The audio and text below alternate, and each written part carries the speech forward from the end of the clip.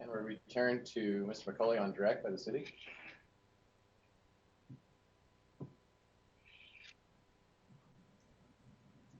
Yes, thank you. When we took our break, Mr. McCauley, I was asking you to look at pages 2 through 5 of Exhibit C13. And if you could describe for us what is on pages 2 through 5 of C13. And I'm sorry, I will share this. If you could hold on, Bob, I'm going to share the screen with everybody. Okay.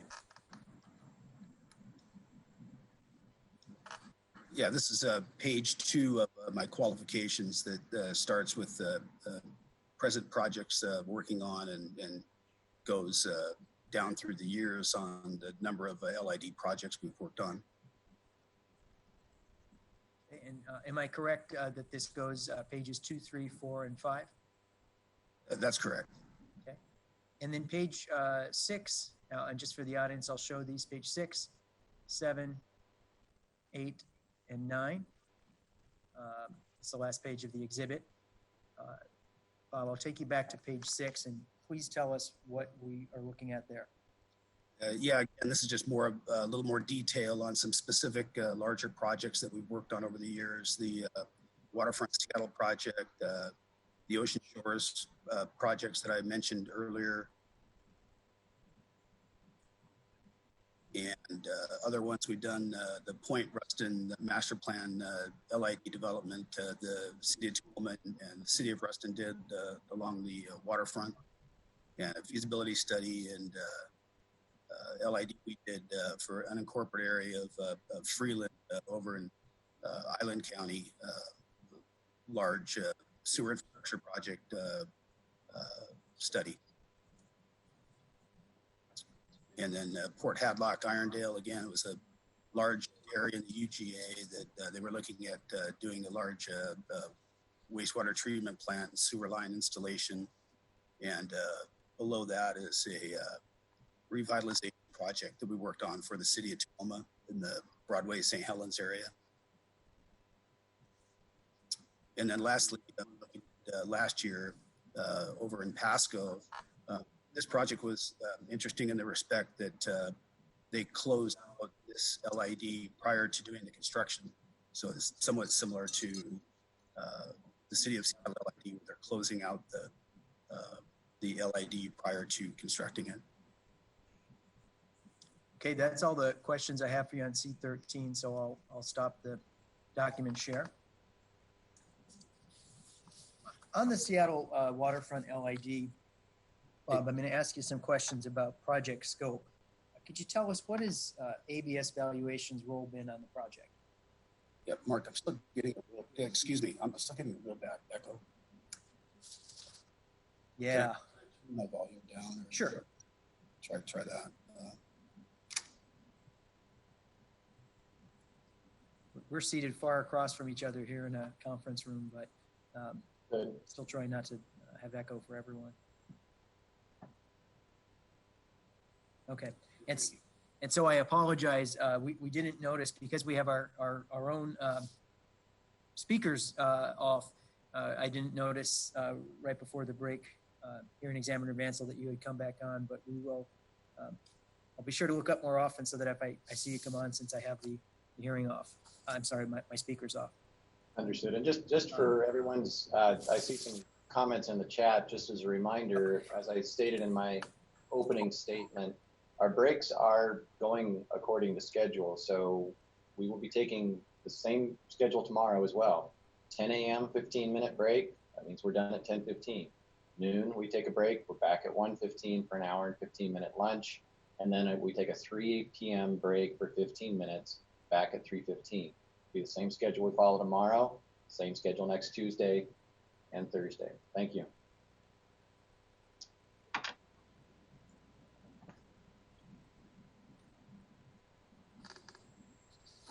So, Mr. McCauley, if you could tell us ABS valuation's role on the project.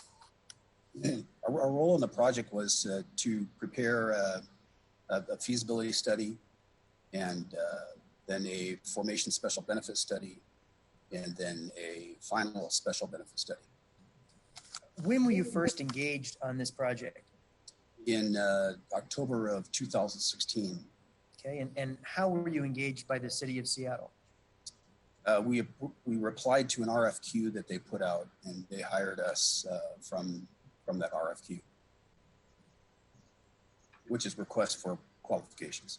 Okay. And do you know what is the specific city department that's put out the RFQ? The FAS, the Finance Administration Services Department. During the course of this project, who have your primary contacts been at the city? Elena Johnson. Okay, and I should say, I'll place this thinner for you. Who have your primary contacts been at the city at the Department of Finance and Administrative Services? Excuse me, Elena Johnson. And who have your primary contacts been at the Office of the Waterfront? Marshall Foster, Joshua Curtis, Dory Costa, and Steve Pierce, who was an engineer that worked on the project. Okay, and how about who have your primary contacts been at the city attorney's office? Ingle Lee. Have you worked with any other city departments on this engagement? No. And during the course of the LID, do you have association with contact with the city's outside counsel? Yes, K&L Gates, Cynthia Weed, and Scott McJanet. I want to ask you about the feasibility study. I testified that you performed 3 studies for the city: feasibility, formation, final special benefit. Those will be how I'll be referring to them for ease of reference. Can you describe for us what a feasibility study is generally? In general, it's a high-level look at the market. In this instance, in typical feasibility studies, we do research into other similar properties and break the properties down into classifications based on highest and best use, and such as commercial, residential, special purpose, and then within the context of those properties, we value certain properties within each classification and before and after the LID improvements. And then those benefits, which is the difference in market value before and after the LID improvements, are then extrapolated over those property classes. What steps did you take to conduct the feasibility study here? Well, again, it started with research, looking at other comparable properties, and breaking down the properties into property classes based on highest and best use, which looks at zoning, things of that nature, and estimating benefit based on the various classifications I discussed, and then providing a range of overall benefit that is summarized in a report that was provided to the city. Approximately how long did it take you to do the feasibility study? That was approximately 4 months. And who at ABS Valuation assisted you on the study? Paul Bird, Ashley Zachariah, and Mary Hamill. And what was the result of your work? We came up with an estimated probable special benefit range resulting from the LID improvements. And can you tell us, please, what was that range in probable benefits? That was approximately $300 million to $420 million. Okay. And after you completed the feasibility study, what were you asked to do next? After the feasibility study, we were then asked to do a formation special benefit study. Did you engage in any outreach to property owners between the feasibility study and your work on the formation study? Yes, as Marshall mentioned in his discussion, there was a lot of outreach. We prepared a PowerPoint presentation in October of 2017 for the Downtown Seattle Association and BOMA, the Building Owners Management Association, and any other property owners that wanted to attend. The purpose of that was just to explain what a benefit study is, and that we'd be doing a parcel by parcel analysis of the property, and things of that nature. Just a general summary of the scope of services that we'd be hired to do.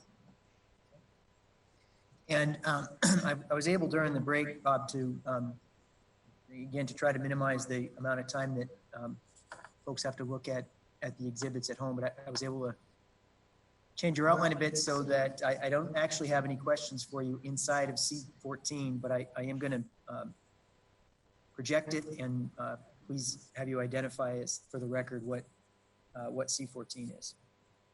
Yes, that's the summary memorandum that we did for the city for the feasibility study. Okay.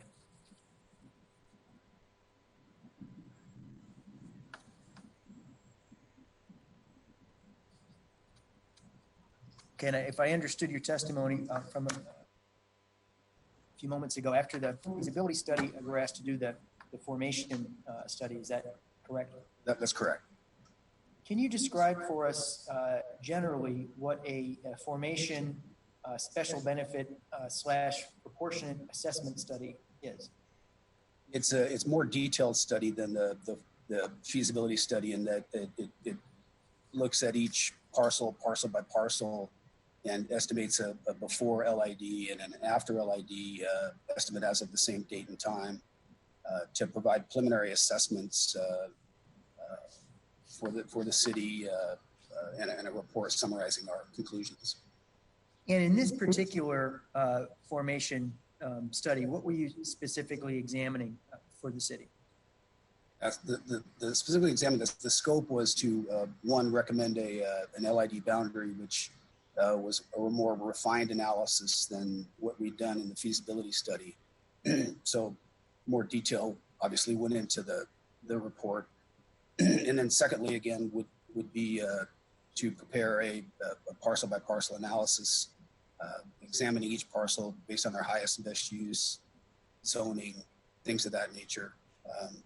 And then have a report summarizing our findings for the city. And I know this is kind of basic, but what were you estimating on a parcel by parcel basis? The purpose was to estimate the special benefit, which is the before LID and after LID value difference attributable to the LID improvements. So it's the difference in market value before and the difference in market value after, or the terms without and with are used in the report as well. They're interchangeable. And the difference in the two as of the same date and time is the special benefit that's occurring to that particular property or an individual property. And generally speaking, what were your recommended LID boundary lines in the formation study? Generally to the northwest, the Edgewater Hotel in Wall Street bounded the north boundary. Then from Wall Street, we extended up to Denny Way, and then to the north, I-5 and 4th Avenue, and then to the south, Safeco Field and... hold on a second, Bob. I think they're here. You're fine. Please proceed. Thank you.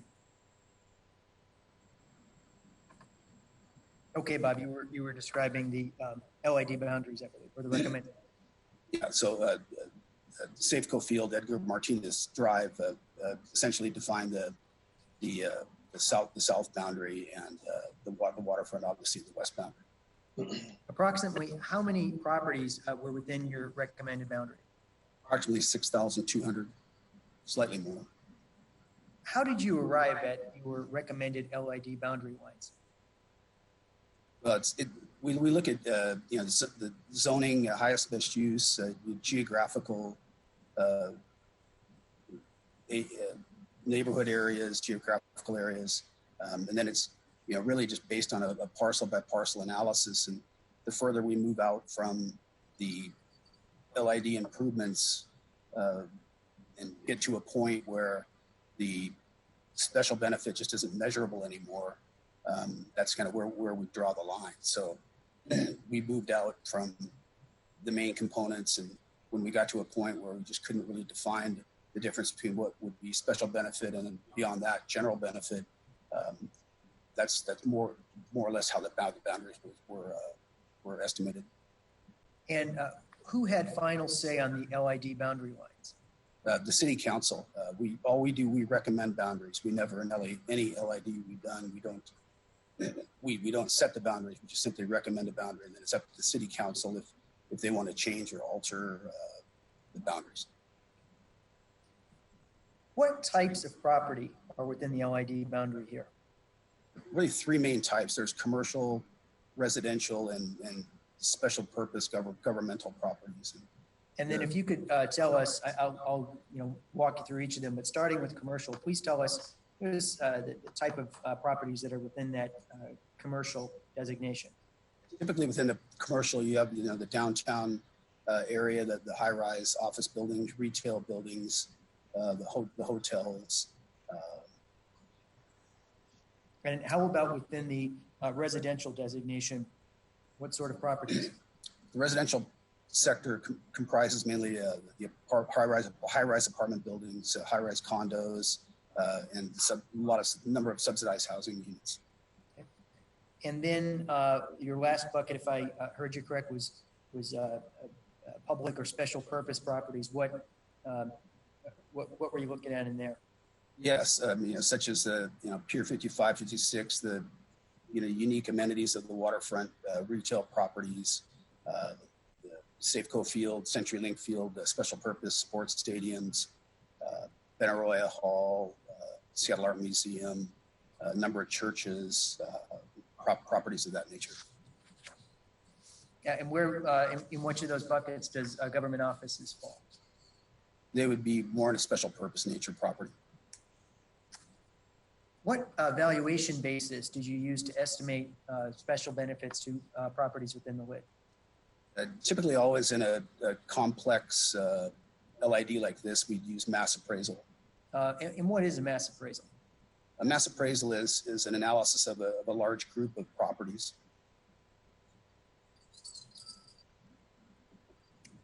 And why did you select a mass appraisal approach here? It's really based on industry standard. When you have a large, complex set of properties like this, cities generally want more of a special benefit mass appraisal scope of services, and there are other ways of statutorily doing LIDs, such as front footage or zone termini or something like that. But it's more detailed and accepted by the courts. When you say mass appraisal approach? Yeah, correct. Yes. Okay. And then, if you could describe for us in a mass appraisal, what is your level of interaction with individual parcel? Typically, we'll do an interior inspection of each property. Okay. Or excuse me, an exterior inspection of each property. Okay. Don't worry, I was going to ask you about that. In your opinion, was well, before I ask that, what's a direct appraisal? A direct appraisal would be preparing an individual appraisal report, somewhat similar to what Mr. Gordon did in his limited appraisal, or even a more elaborate appraisal, a summary appraisal, or something of that nature. Okay. And in your professional opinion, was a parcel by parcel direct appraisal feasible here? Well, it would be possible, but it just wouldn't be economically feasible. It would take an incredible amount of time and cost. How long did it take you to do the formation study? It was approximately 6 months. Who at ABS Valuation assisted you on the study? Paul Bird, Mary Hamill, and Zachary,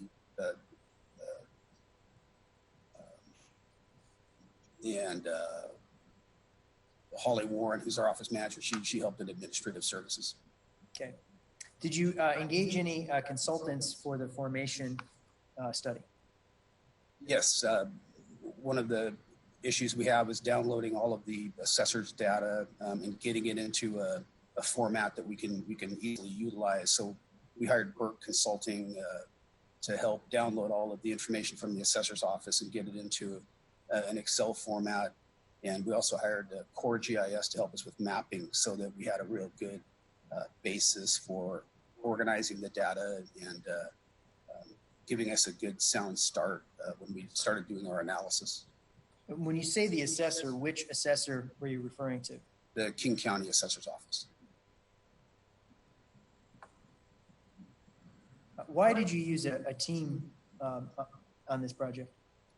Just given the sheer magnitude of the number of properties, it just isn't real feasible for one person to do all of that on their own. Have you taken that team approach on similar projects before? Yes. And what was your role on this project? My role was management, all of the aspects of the project. I also did a considerable amount of analysis on a number of the properties myself. Who was the principal appraiser on this project? I was. How did you primarily divide up the work on your team? And again, we're talking about the formation study. Yeah, based on experience and okay. Who handled the residential properties? Yeah, again, I mean, based on experience and whatnot, I had Mary Hamill and Ashley Zachariah worked on the residential property, and Paul Bird did the hotel valuations and the apartment valuations. Okay. I was responsible for all of the other aspects of the study. Okay. So on the residential properties with Mary Hamill and Ashley Zachariah, why did you select them for that work? They both have real good organizational skills, good market studies skills, good analysis skills. Those types of requirements were needed given the 5,000 or so individual condo units. So they were well suited for that aspect of the job. And you mentioned Mr. Bird, Paul Bird, responsibility for the hotel analysis. Why did you select Paul for that piece? Yeah, Paul had the most hotel experience of anybody in our firm. He'd done a number of hotels, not only in LIDs, but for banks and financial institutions over the years. So Paul was well suited for. He's also done a number of apartment work over the years, again for banks and other entities. So he was well suited for that type of work. And then I take it, if I understood your testimony, that you did the rest. So does that mean that you had primary responsibility for the commercial properties and the special purpose properties? Yeah, correct. Yeah, I praised it. And why did you take those pieces? Generally, that's just a strong suit of my experience. Properties in Belltown, the downtown core, Pioneer Square, the sports stadiums, the waterfront properties. I handled most of those. Did you have any assistants? Again, on research for market research, Mary assisted in a lot of that and gathering rental income, sales income, things of that nature. So, what was the result of your work on the formation study? The result of our work was completion of a formation final special benefit study and boundary recommendation. Okay, and do you know approximately? I am going to introduce it into the record, but if you recall, what was the date? That was. And it's exhibit. May 2018. Okay. It's exhibit C15 for everyone at home. I, again, was able to, I believe, rework my outline so that I don't actually have to refer Mr. McCauley to any of the pages inside C15 when I ask him questions. So what steps did you take to, Mr. McCauley, to estimate special benefits to properties within the boundary? The first aspect again was collecting all of the property information from the King County Assessor's Office, compiling it in an Excel spreadsheet, having a good mapping system to provide a good basis. Then each individual property was looked at based on its highest and best use, both without and with. Market research was done into comparable rental properties, research into other studies that have been done primarily in the U.S. And Canada that had similarities of the subject property,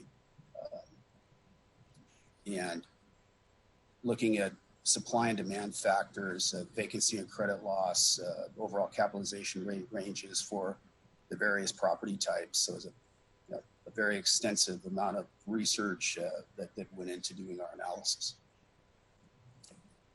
And are the steps that you took for the formation study discussed, detailed in your study? Yes, they are. What did the city do with your study when you completed it? They published the preliminary assessment amounts online. Were the preliminary assessment amounts, in other words, the assessments that individual property owners were going to receive, were those included as part of your study?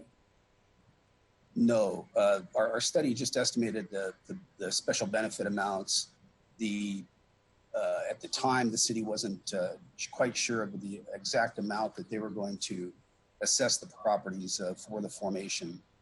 So we provided them with the spreadsheets and an area where they could input the amount of assessments they wanted to levy against the properties.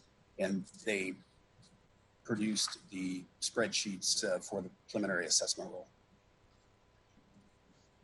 And I'd like to have you look at Exhibit C16, which I understand is not one that we have to share, but if folks need that, I believe I can do so.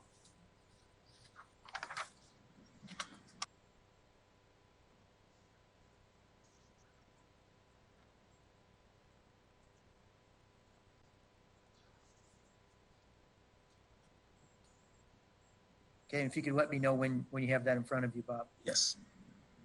Okay. What are we looking at here on Exhibit C16? This is the preliminary assessment formula. Okay. And I mean, my main question for you is to break it down for us, but let me ask you some specific questions to walk us through it. So what is the cost benefit ratio? The cost benefit ratio is the relationship between the amount of dollars that are going to be assessed against property owners compared to the special benefit amount that's occurring to the properties that are within a defined LID boundary area. Okay. And then, so I take it, well, let me ask you, I'm looking at Roman numeral 1 under cost benefit rate, it is cost benefit ratio. There's a formula, 200 million divided by 414,714,000 equals 48.23%. My question to you is, where did the 200 million come from? The 200 million was the amount of assessment that the city decided upon to levy against the property owners for the formation of the LID. Okay, and how about, where did 414,714,000 come from? That was the sum total of all of the special benefits in the LID boundary area that we arrived at through doing our study. Okay. And then divide the two and you get 48.23%. What does that tell us, that 48.23%? Again, it's a cost benefit ratio that ratio is then multiplied by each individual property's special benefit to derive the assessment amount.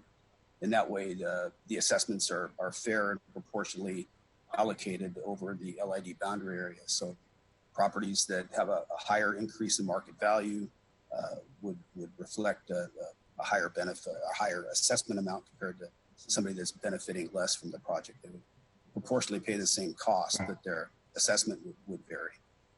And then what do we have under heading 2? And let me ask, is that an example of what you just described? Yeah, correct. That's just an example of the property's benefit times the cost benefit ratio equals the preliminary assessment amount. Okay, and to be clear, in this example, we have a property special benefit of $25,000. How would that have been arrived at? That again would be the difference between the market value of the property before and the market value of the property after, as of the same date and time. Okay, so estimated by ABS valuation. Correct. Okay. And of course, that's just an example, but that data point would have come from ABS valuation. That is correct. Okay.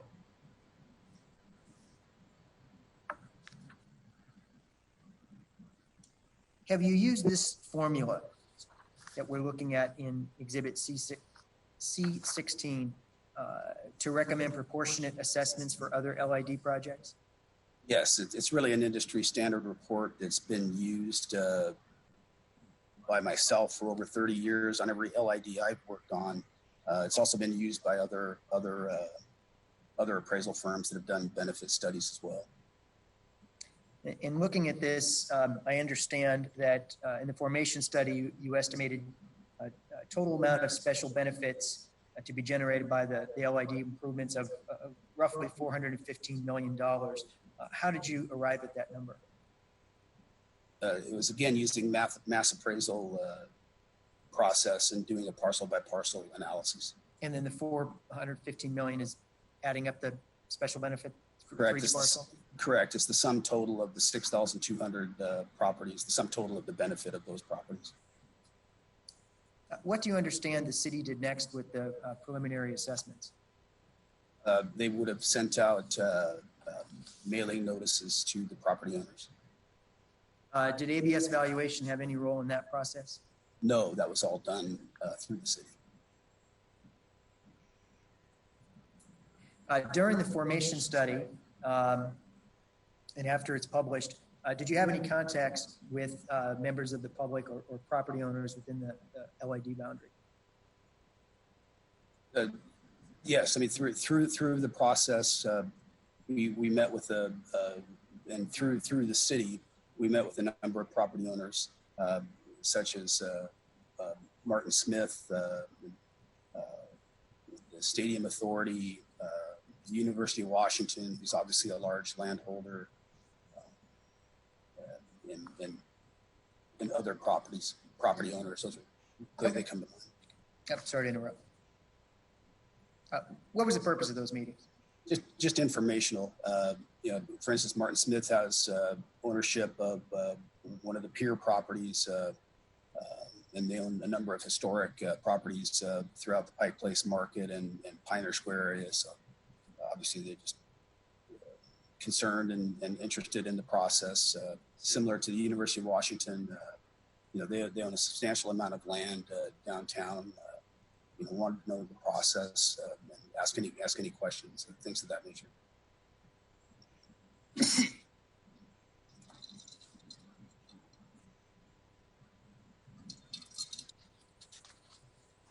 So what happened next in with respect to the LID? After your formation study. Yeah, after the formation study, then the LID was formed. Okay.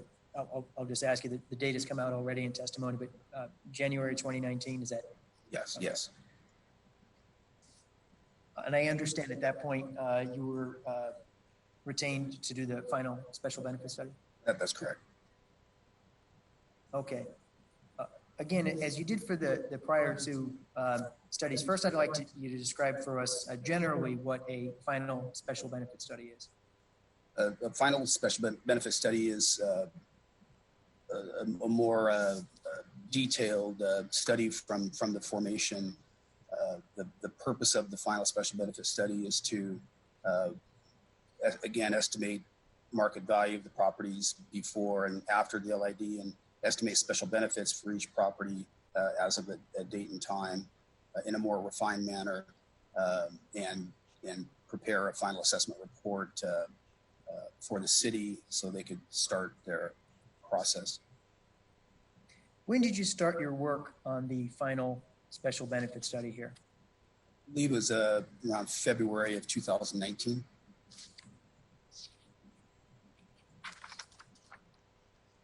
How long did it take to complete? It was about 8 or 9 months. When did you, if you recall, approximately when did you deliver it to the city? In November of 2019.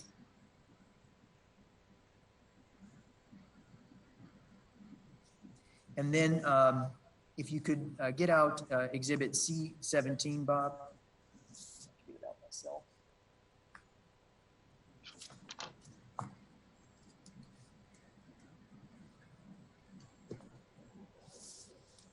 Actually, I suppose I more accurate to say if you could have it nearby, because I have a, before we had C17 is for everyone out there is the final special benefit study. But before I have to start flipping pages, Bob, I have some more general questions for you. So if you could just have it handy. Who assisted you in the analysis for the final special benefit study? Again, the similar group of people, Paul Bird, Mary Hamill, Ashley Zachariah, Colleen Fuel had come on board at that time, and she helped out to some degree, as well as Holly Warren, our office manager. And on the residential piece, who took the lead on the study, the analysis for residential properties? Similar to the formation, Mary Hamill and Ashley Zachariah. And you mentioned Colleen Fuel. Where did Ms. Fuel, what was her role on the project? Colleen helped a little bit with research and just administrative help. There's a lot of competition, computer issues and whatnot. She was pretty good with Excel and computers, so more of a quasi research and administrative help. And then who took the lead on the hotels analysis? Paul Bird again did, and that's during the final when we brought Mark Lukens in to assist with the valuation process. And why did you retain Mark Lukens for that role? Well, Paul has a good amount of hotel experience, but unlike Mark, it's not something that he has done for 30 years. And Mark had a lot more experience and felt it was really good to augment our valuation analysis in the hotel market, and that Mark was a real good source to bring in. Okay. And who took the lead on the commercial property analysis? Again, that was me, as well as management again of the whole LID valuation process. Okay, and who took the lead on the special properties analysis? Again, that would have been myself. Greg Goodman, an MAI in the office at the time, assisted to some degree, but primarily it was me.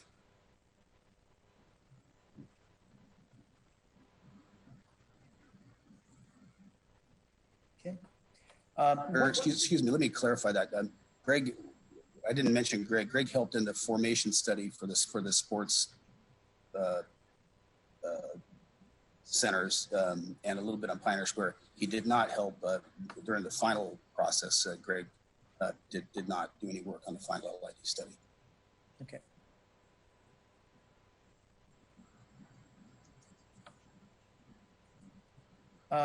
What valuation basis did you use for the final benefit study? Again, it was similar to the formation. We used a mass appraisal methodology. And why did you select for the final benefit study a mass appraisal methodology? Due to the complexity of the LID industry standard would dictate that would be the best approach to use. In my judgment, it's by far the best approach to use. And in your professional opinion, was a parcel by parcel direct appraisal feasible here? No, again, just due to the significant cost and time involved, it just wouldn't be economically feasible or time well spent to try to get it done in any reasonable length of time. Generally speaking, what is a valuation date in a final special benefit study? As in any LID we do, you need to have a specified valuation date to really reflect the market conditions, both before and after the LID improvements as of a given date and time. So again, it's in industry standard and required to really set the basis and foundation for your analysis.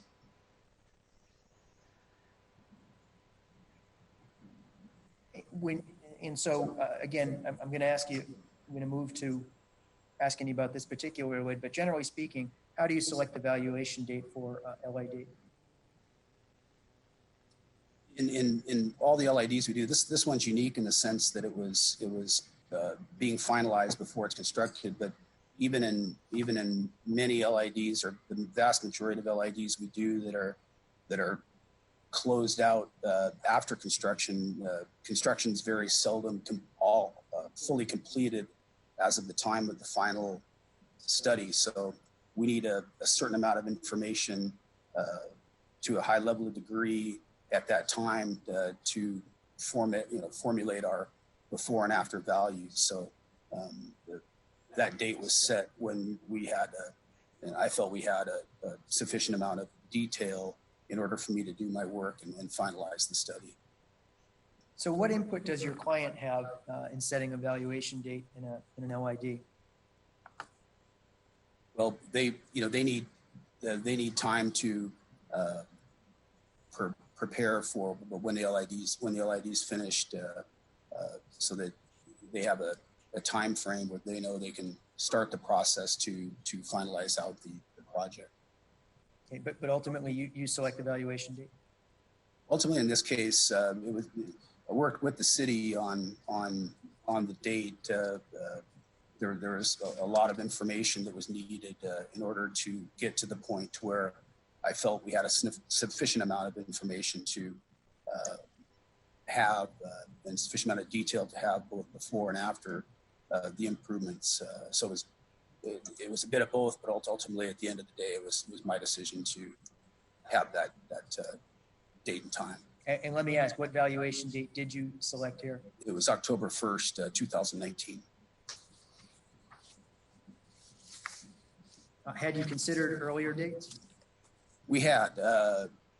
We just working through the process, we had looked at finalizing the LID prior to that, but just given time for me to finish my work and the city needing time to more refine and detail the project elements.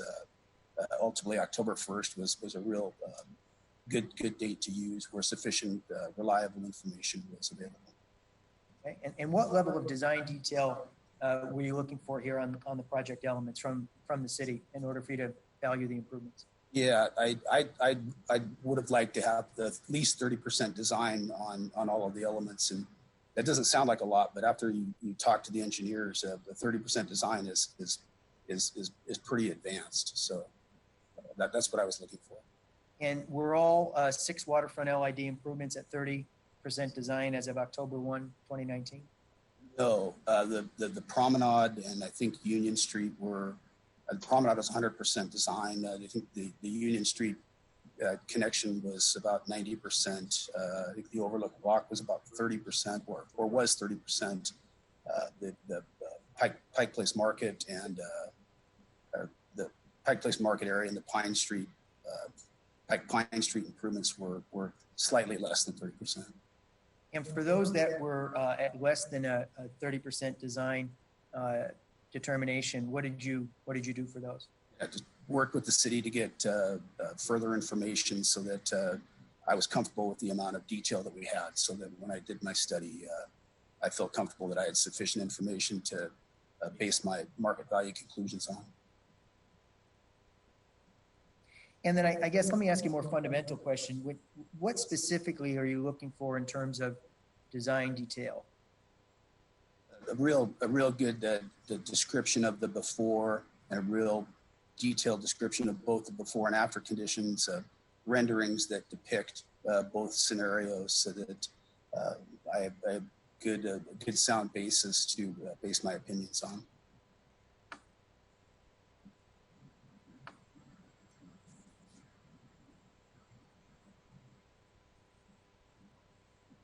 And why didn't you need 100% complete design in order to do your analysis? Yeah, as I said, most LIDs we work on are very seldom 100% complete by the time we finish them. So it's real common to have some elements of the LID that aren't completed and that you need to rely on some additional information to finalize your analysis from. And what relation do the design descriptions that you received from the city in this case have to your evaluation process? Well, they form the basis of our analysis and really assist us in making our before and our after or without and with market value conclusions.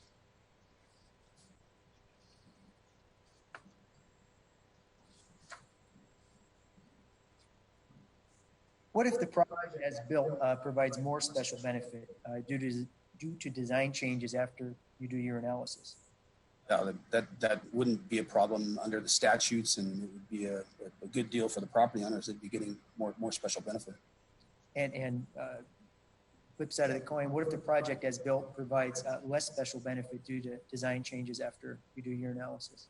Well, if there was less benefit, then the cost benefit ratio would go up.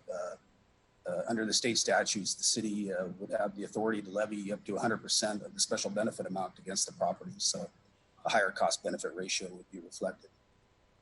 And do you know, I'm going to ask you some questions, but do you know in the for the final assessments what the cost benefit ratio is here for the waterfront lid? Where the final special benefit was 39.2%.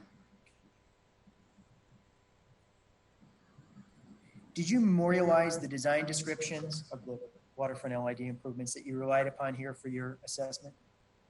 Yes. And where is that located? That would be in the addenda.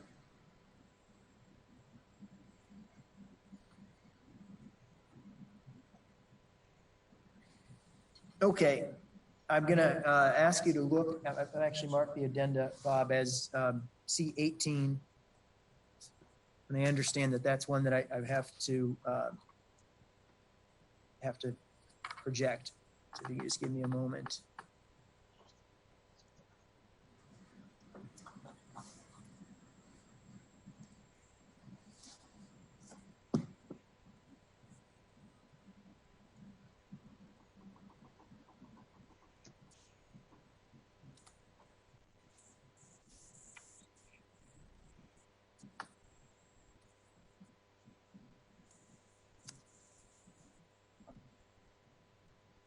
And before I ask you some questions inside the document, can you tell us generally what's included?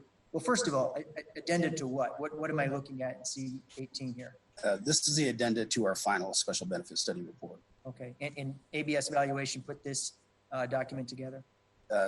Yeah, that's correct. The city provided the descriptive information and the renderings in the report, but we put the whole package together. And generally, what's included when you do a final benefit study? What's included in the addenda volume?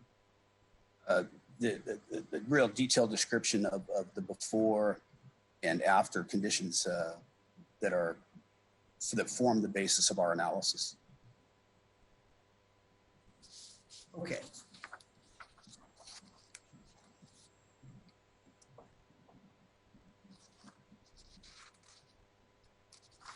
I'm going to ask you to turn, Bob, and the audience to it. But my first question for you is on page 3 of, and each page, so you know, Bob, there's a superimposed heading. Mostly a heading. Sometimes we've had to put them on the side of the page if there was already text up in the header, but it says Exhibit C18, C-18, comma, page 1.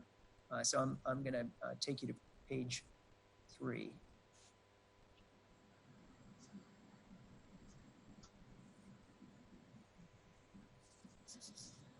Well, page 3 doesn't have very much text on it, so I suppose I will take you to page 4. Okay, but I do have to ask you, Bob, my question to you is going to be, the top of page 3 reads A, lid, no lid. So what is included in this, this section A of your addenda? Yeah, the section A would be the LID with no LID improvements.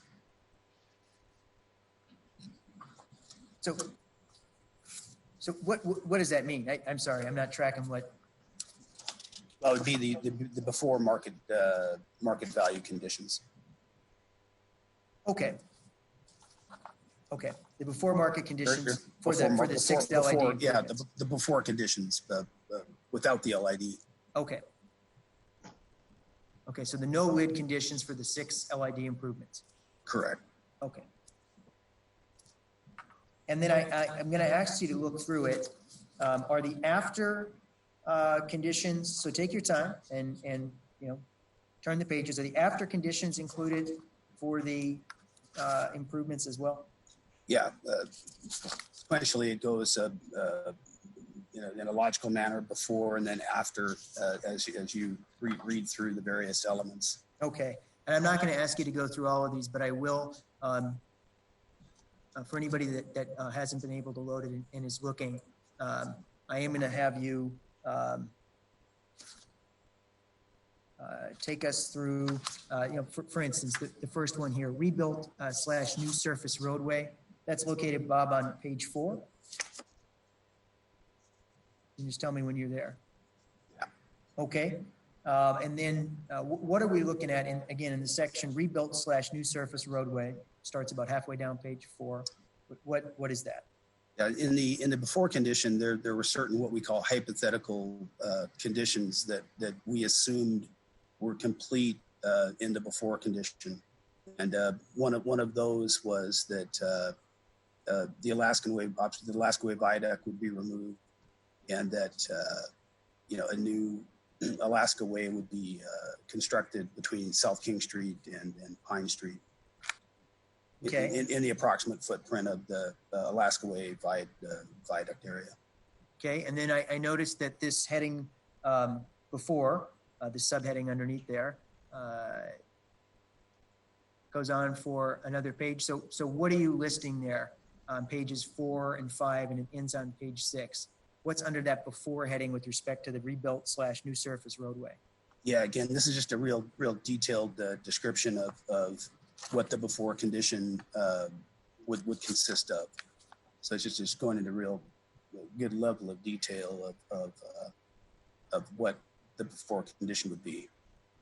Okay, and then to take you to page 6, the last piece it appears of this entry with respects to the rebuilt / new surface roadway it has a little heading after. What's in the after section on page 6?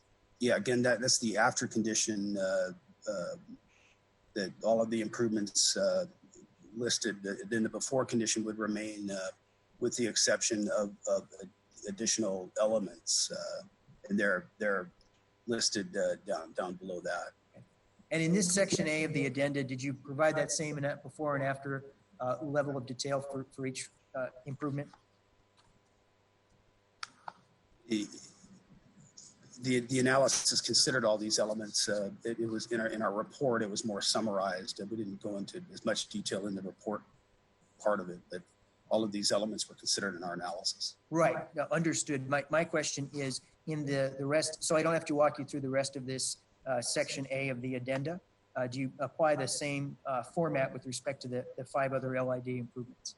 Yes, that's how it's laid out. Correct.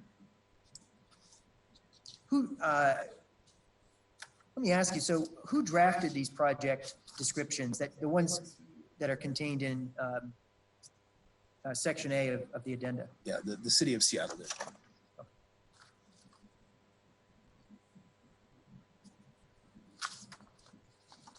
I'm then going to take you, Bob, to page 70.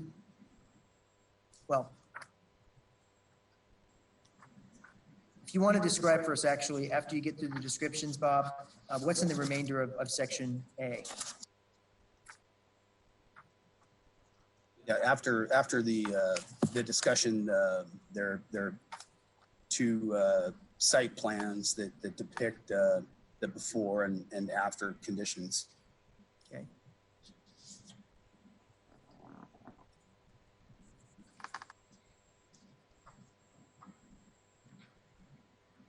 I'm going to ask you to skip ahead, Bob, to page 74.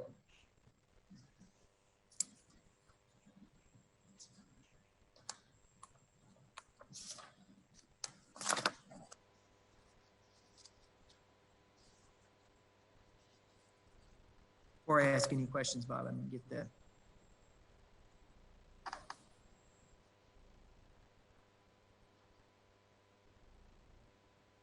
Again, I'm not going to walk you through all of these, but can you tell us what is in section B of your addenda? Section B deals with LID renderings. Who provided the renderings that are contained in section B? The city of Seattle, through a consultant they had hired to do the rendering work. Okay, and I noticed when I went through, and please look through yourself, they all say after. For instance, on, take everyone to the next page, it says after, promenade/bike path at South Washington Street. And when I go see a rendering, I go to the next page, after, promenade/Habitat Beach. See that? Section B, are these after or with LID renderings? Yes. And does section A contain before or without LID renderings? And take it, I didn't walk you through the whole thing for brevity, but if you need to go back and look at section A, I skipped about 60 pages of section A, not having you walk through it, but I do want to ask you that question. Yes. And so the question is, to keep clear on the record, where in the addenda are your before or without LID renderings for the 6 improvements?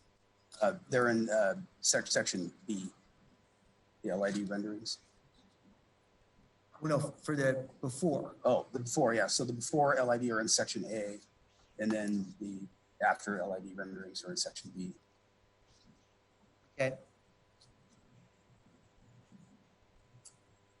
I'll take you now, Bob, to well,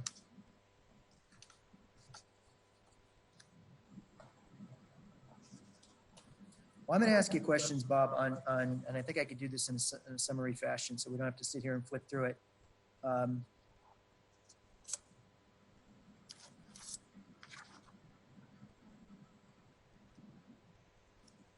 want to ask you questions about sections C through F of your addenda. That begins at section C begins on page 97 and it ends on page 169.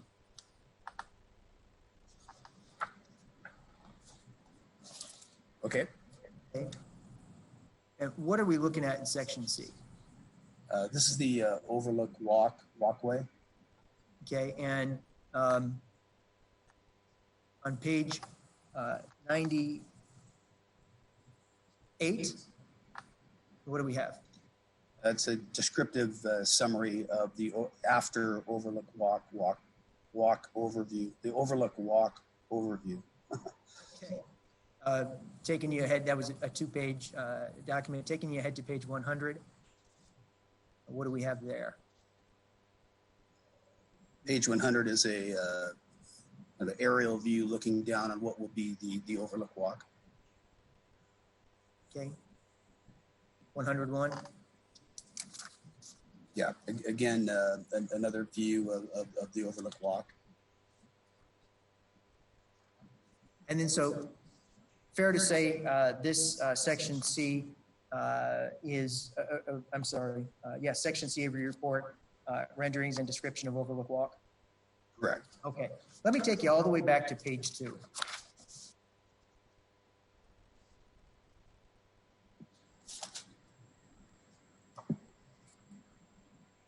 Table of contents. We talked about A, we talked about B and C. For D, E, and F, do they contain additional description and renderings for respectively Pioneer Square, Pike Pine, and I guess Pine Bonus? Yes. Okay. What Exhibit G is entitled City Ordinance Number 1257. Oh, before I move on, Bob, for C through F, for the renderings that are contained in those section of your addenda, who drafted those renderings? Again, it was the city of Seattle through a consultant they hired. And generally speaking, Bob, why would you include in your addenda all of these renderings and descriptions? Just to provide myself and any market participant that's out there reviewing this, just to show the level of detail that went into preparing this study and providing me sufficient information in which to base my opinions on. Okay, just a couple more questions on the addenda. And frankly, Bob, it might be, let's try just looking at the table of contents and see if you can answer my questions, but of course I'll direct you to the specific pages if needed. But my question on G is, do I understand that section G is City Ordinance 125761? Correct. Yeah, that's the public-private agreement on the formation of the LID. Okay, my question for you is, why did you include that in the addenda? It really lays out a good descriptive information on the management aspect that would go into maintaining the LID improvements once they're formed. And what role did that information play in your analysis? Well, it laid out the fact that as similar to other cities such as Portland that had strong management within their park-like improvement area or park improvement areas, that it's a real positive amenity in the marketplace that provides a good basis for market participants, owners. One of their main concerns was management, and this goes into a lot of detail, reflecting the level of detail that will be done to maintain the park elements. Okay.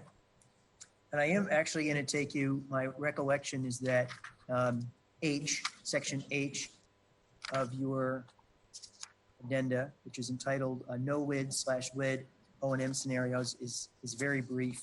And that's located, Bob, at page 213 of the exhibit in front of you. And there's no question pending, so let me just get there give folks a second if their computers need it.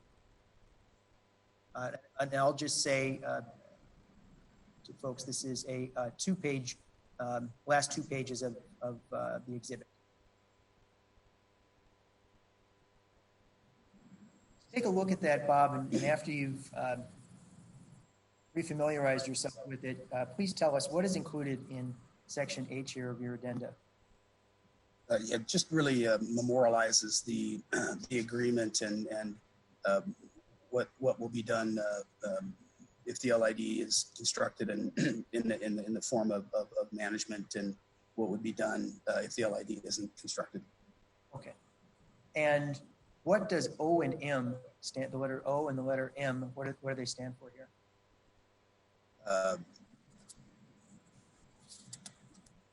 Right, I'm drawing a blank. Operations and maintenance. Operations and maintenance. That's okay. It's in the text, but I went fastest probably if I just ask it. Okay, and who provided this content for section H? The city of Seattle did. And what's your understanding as between the two scenarios? What's the main difference here between the lid scenario and the no lid scenario? With the lid completed, you'd have good park management of the LID components versus without the LID, you would have more of a transportation-based overview of the area. Okay.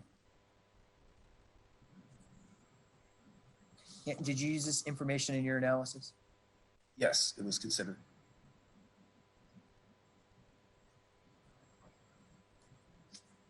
All right, that's all the questions I had for you on the addenda. So I'll unshare that.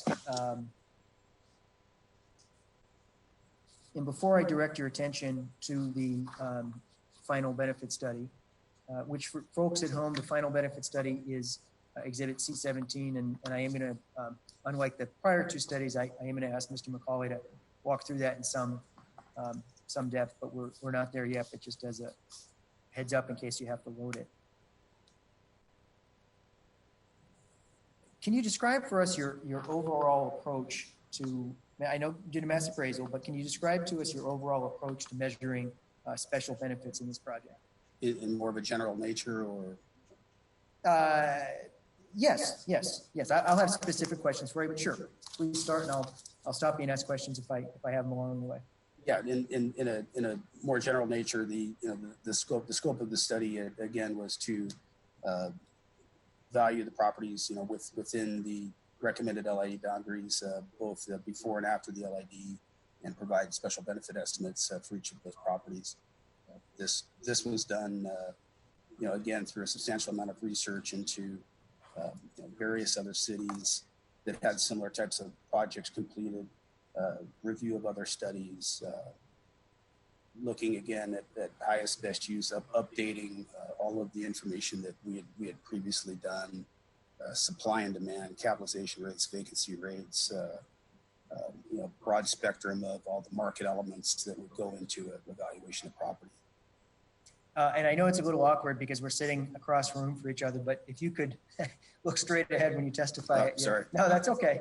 That's okay. I know you're looking at me, but if you could look at the laptop when you, other than if you're referring to a document.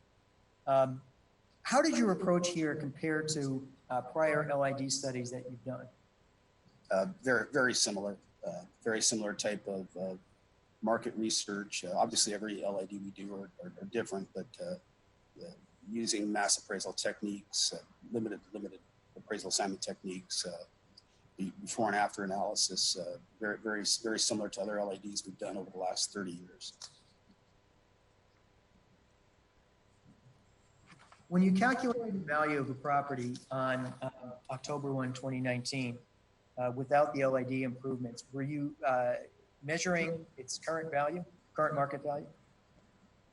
Well, based on, we were estimating the current market value based on current hypothetical conditions. Okay. And what were those hypothetical conditions that you were using in your final benefit study to get to the before valuation for a parcel? The main hypothetical conditions were that the viaduct was removed, so the view element was the same both before or without the LID, and after with the LID completed. That the new Alaska Way was constructed, new Elliott Way was constructed, and a walkway between just south of King Street along the railroad walk into the CenturyLink Field area, the Stadium District area was constructed. Okay. And so the record's clear. How did you treat the removal of the Alaskan Way viaduct in your study? I believe you just told us, but please break that out.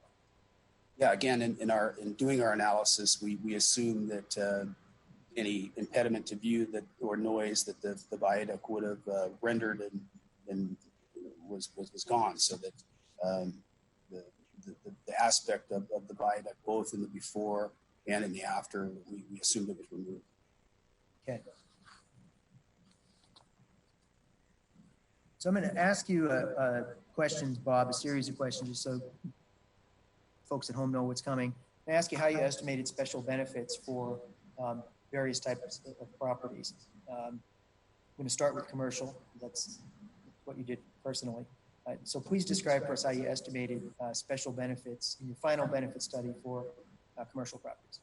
Yeah, again, real detailed analysis of the various types of commercial properties, the high-rise office, the hotels, the retail restaurants, properties of that nature. Review into the city of Seattle market area information relative to income, sales, land and improve. Look at highest best use. We updated the studies that had been done in other cities such as New York, Chicago, Portland, San Francisco, Boston, Vancouver, BC. We updated relative information to their other studies, such as Dr. Crompton's study was again researched. Many other studies. We looked at at least 20, 25 plus other studies dealing with bike lanes, pedestrian corridors, green space, a wide variety of studies that's out there and available in the market. We researched all of that information. Again, looking at supply and demand factors, updating that information, updating all of our relevant market information concerning vacancy, capitalization rates, market conditions, relative to hotel occupancy rates and things of that nature. So a very extensive look at the market. And let me ask you about what approach to value did you use? What analysis for commercial properties? Yeah, the main approach that we used was the income approach. And we prepared individual worksheets that were completed on all of the commercial properties within the LID. And I'm actually going to, I've prepared one of those worksheets to walk you through, but or hold one, but describe to us first, please, what is the income approach?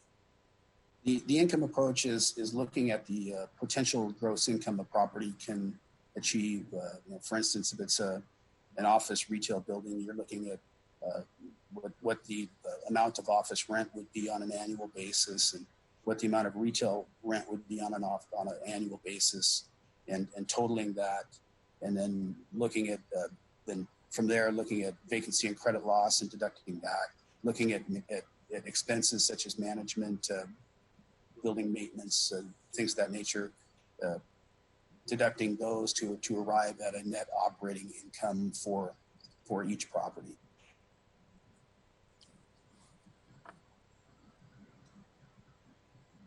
How did you determine, before I take you through the spreadsheet, I have a few more general questions for you about your analysis on commercial properties in the final benefit study. How did you determine if a commercial property was at its highest and best use? That's where land sales really became important and were a significant part of our study. When you're looking at a property, this is really particular in Belltown, where a lot of the property in Belltown is being bought for its land value. So although there may be an existing improvement on it, if you capitalize the value of the income that building that achieves in the marketplace, it would be less than what the land values were. So it was really a test of, to one portion, it was a test of highest and best use. It was also used for proportionality purposes throughout the LID to make sure we were maintaining consistency in how we were valuing all of the properties throughout the LID boundary area. So it was an important aspect of the study. And what's the relevance of the highest and best use concept in a special benefit study? Well, as I said, I mean, some properties may be improved, but the improvements don't contribute value to the land. When you're looking at let's say a high-rise building, due to the significant density that is within the city of Seattle downtown core, even in small increments of increase in a 60, 50, 30-story office retail building generates a significant amount of value, oftentimes over and above what the land value will achieve. So again, looking at the whole bundle of rights of the property, it's utilized to reflect the fact that income and benefit is generated from the improvements as well as the underlying land value. And in conducting an LID special benefit study in Washington, are you aiming to value the properties at their highest and best use?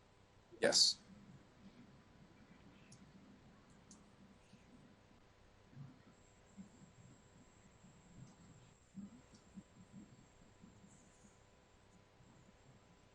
You mentioned, Bob, I was taking notes as quickly as I could, but a few minutes ago, discussions with local developers.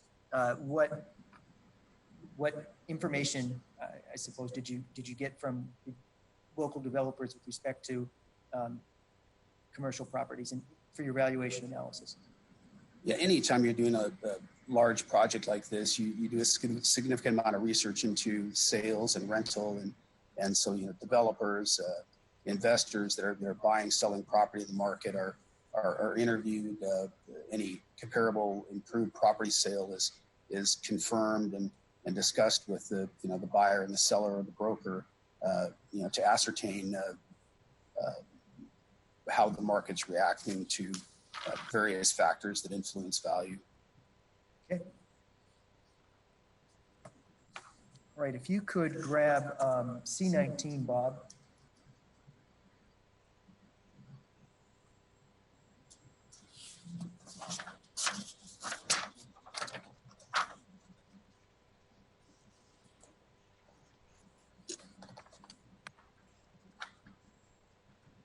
I'm just going to give folks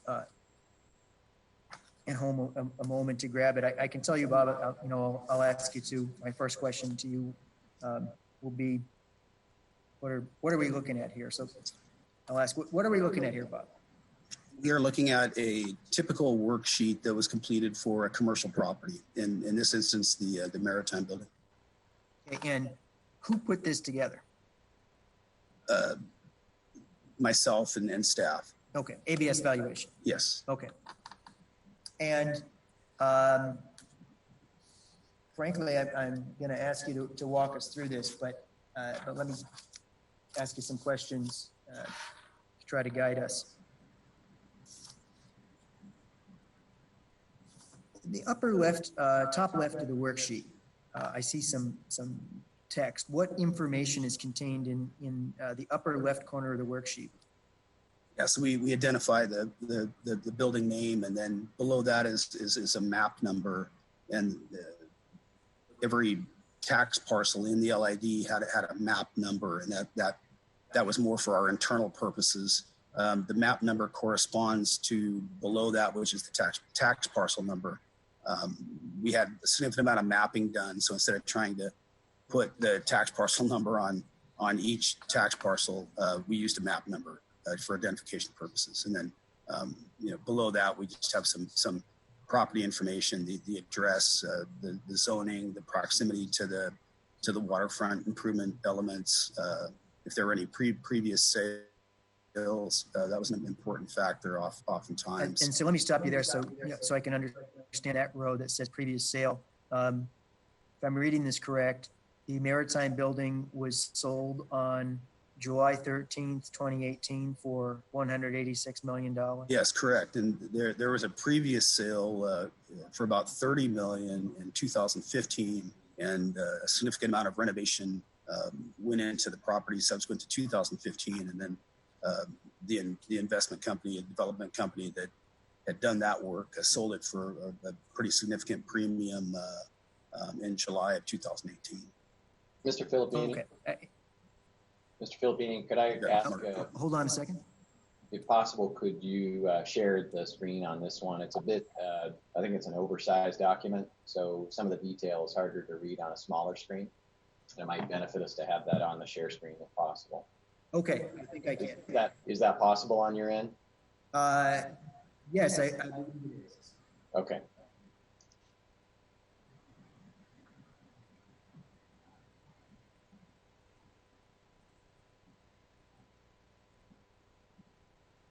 Let's see if I.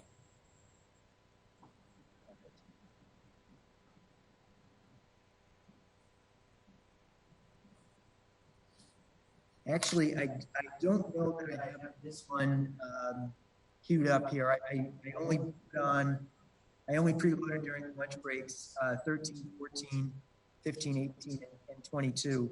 If you want, I can move on, come back to this, and get it loaded during the next break. That'd be fine. Thank you. Sure.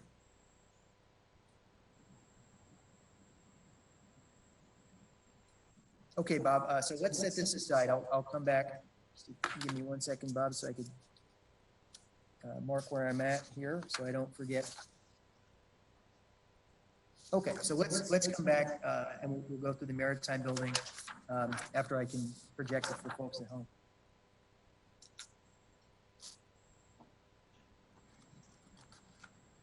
So similar question, Bob. What steps did ABS valuation to estimate special benefits for public or special purpose properties. Again, on a similar basis to the commercial property, based on highest and best use, a number of governmental properties have similar elements of market highest and best use, or they may be fully depreciated or just be land value, such as churches. A number of the churches in the LID area were just simply land value. So basically the same types of methodology that were used in the commercial properties were applied to the special purpose properties, if applicable. For instance, the CenturyLink Field and Safeco Field, some different methodology called the cost approach was utilized rather than the income approach due to the special purpose nature of the properties. And what is the cost approach to value? The cost approach is looking at the replacement cost new of the improvements and then backing out any depreciation and adding back land value to arrive at a market value estimate. Okay. Moving on to the condominiums, Bob, what steps did ABS valuation take to estimate special benefits for condominiums? Condominiums were done similar to how a single family residential property would be appraised using the direct sales comparison approach. So that was the main approach used in doing the condominium valuation. Okay.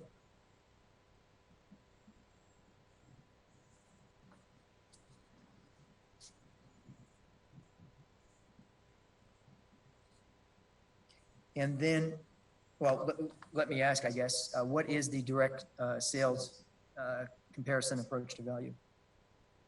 It would be gathering, if you're appraising a specific condominium unit, it would be valuing or collecting comparable sales data that are similar in as many elements as possible to that particular unit, and then making adjustments for any differences that would be applicable in the market to arrive at a market value conclusion for that particular unit.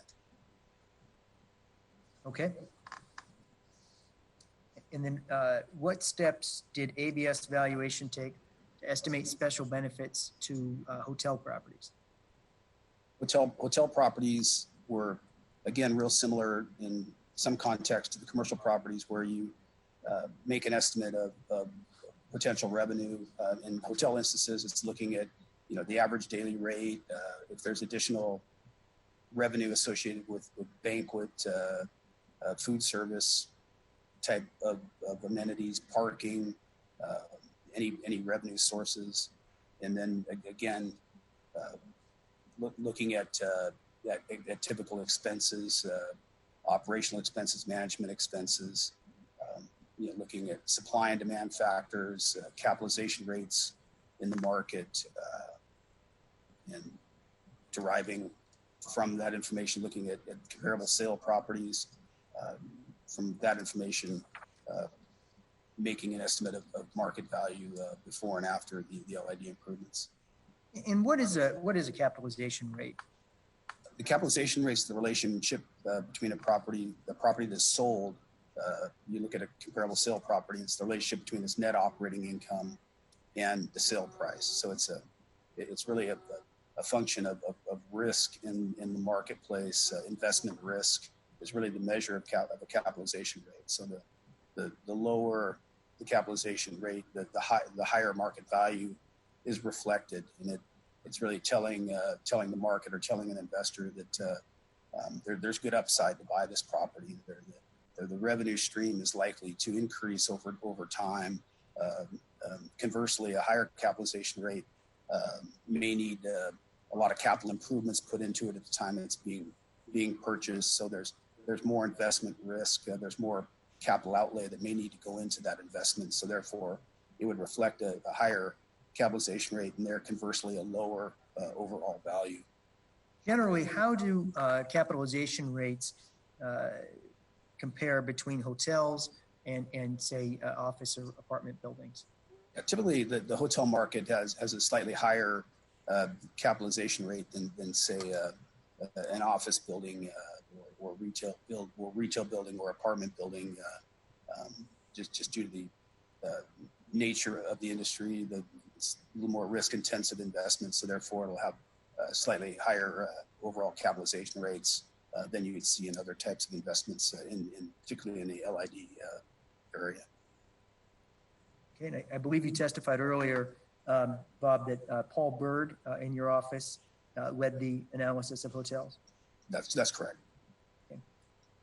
What assistance did Mr. Lukens provide on the hotel analysis? Yeah, Mark provided a real valuable assistance in reviewing our analysis for just test of reasonableness, helping set up the worksheets so that they really flowed with industry standards, and assisted with operational expenses, comparable sales, overall rates, just not only test of reasonableness, but just helping really set up a sound income approach analysis. Okay. And, while we were the last few minutes, so one of my colleagues was able to send a copy of C19 that I was able to open and put up here. So Bob, if you can go back to C19, please, the Maritime Building, and I will grab this for folks.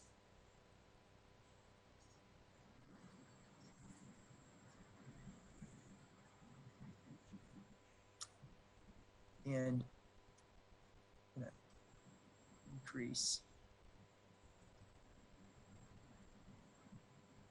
that. So previously, Bob, to orient everyone, is this where I'm moving the cursor in the upper left-hand corner of the spreadsheet? Is that what you described for us? Yes, correct. We kind of left off on the sale price discussion, and then below that we show who the owner is, and then just a brief description of the improvements. Okay. And for the folks at home, I'm just zooming out for a second. I see here, Bob, that you've got I don't know, three sections of this worksheet, 3 columns, whatever we're going to call them. But what's contained?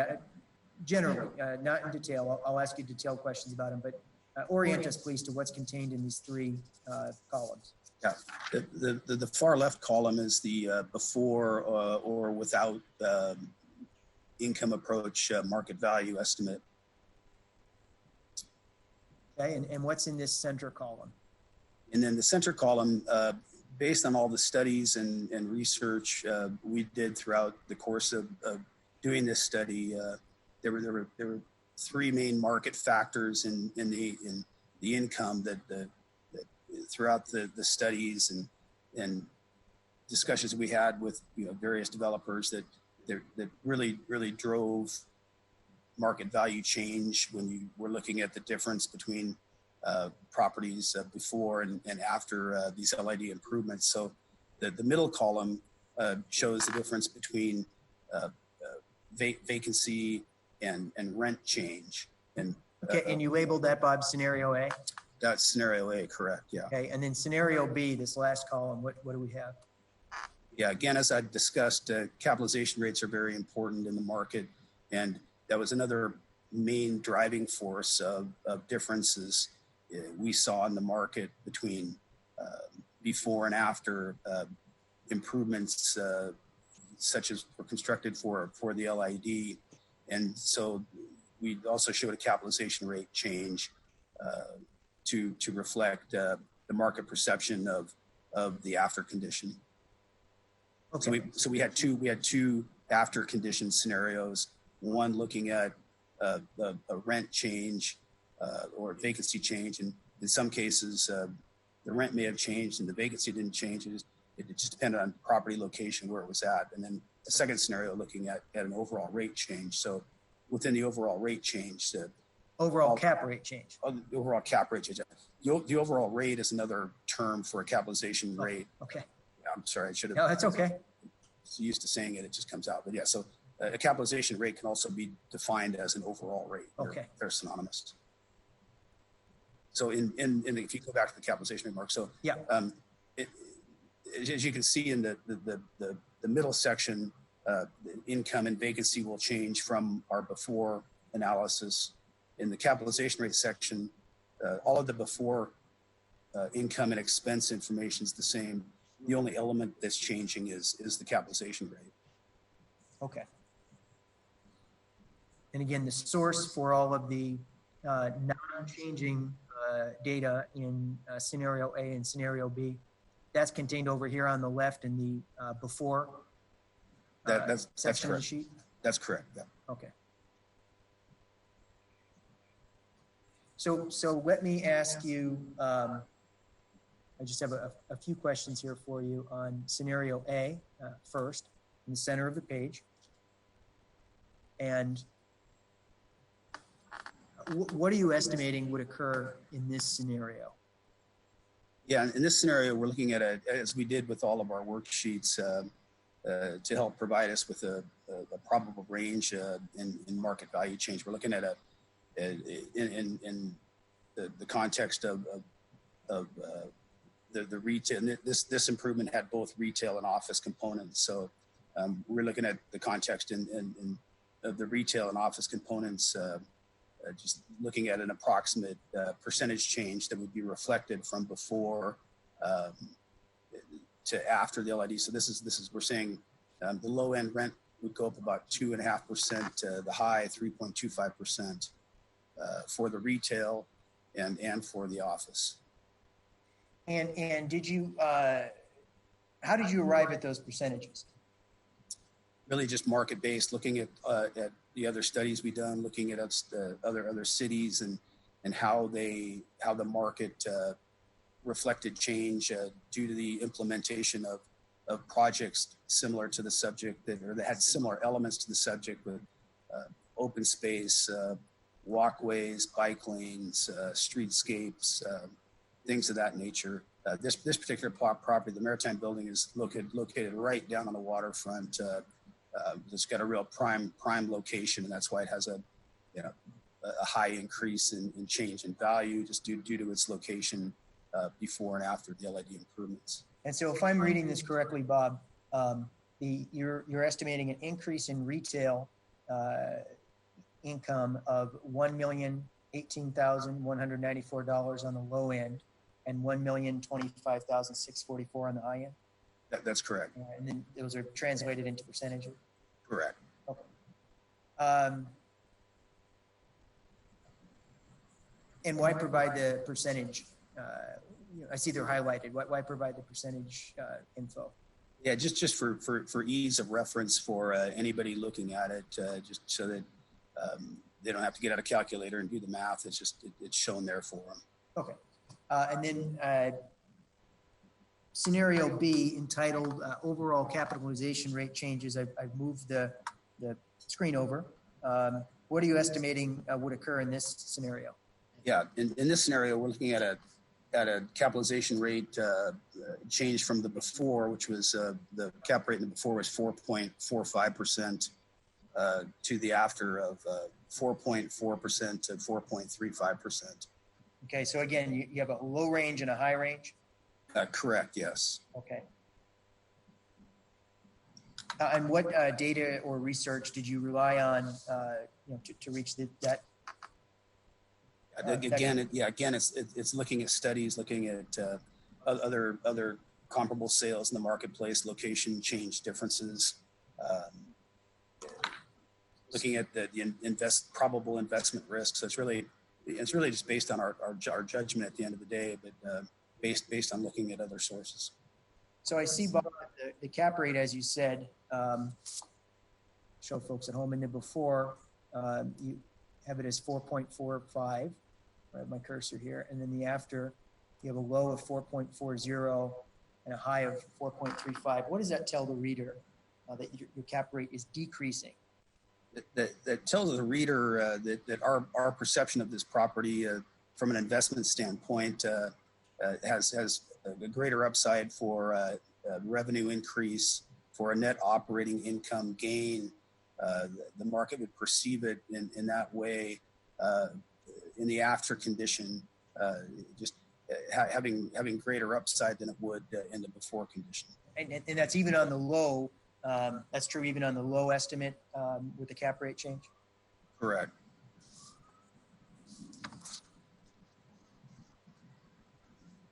I'm going to scroll back to the far left-hand side and then take you to the bottom.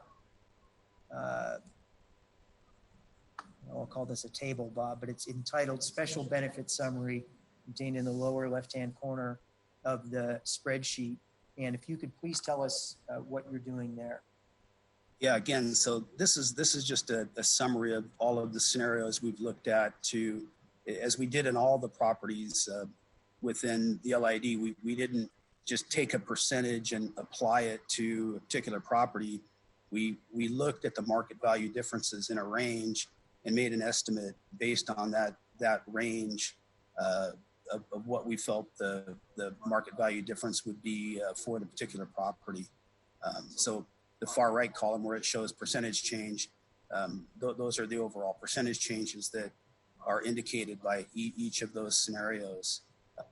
And so within that, just looking at our judgment and to maintain proportionality to other properties, we made an estimate of market value, which is at the very bottom under special benefit of $3,848,000.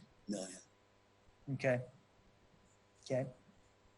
And again, the ranges of special benefits that your work above in the spreadsheet gave you, looking in that same special benefit column, second to last, they ranged between $2,087,000 in special benefit up to $6,504,000 of special benefit.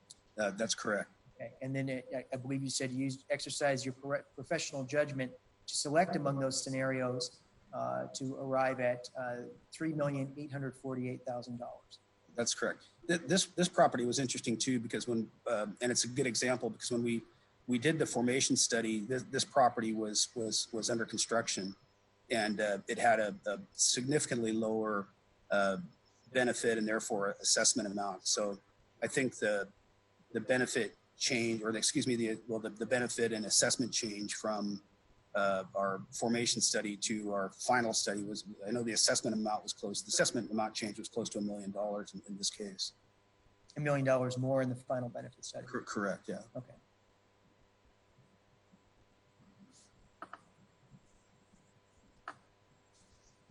And then just last question to make sure that we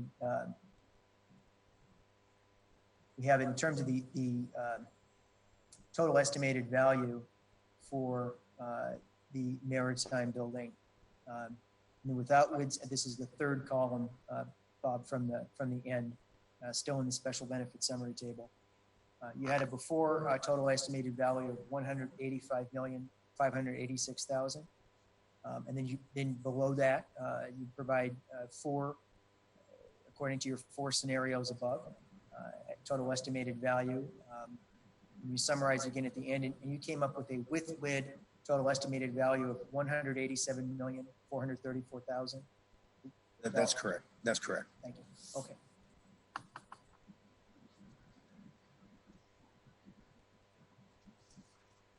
All right, I'll unpin this. I don't have any further questions on C19.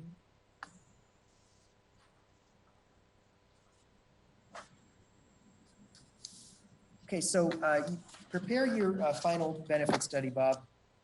What did the city do with your study? They would have published it on their website, and then started to prepare final assessment information for mailings to property owners. And are in the final benefit study, are the proposed final assessments contained in there? Yes, they are.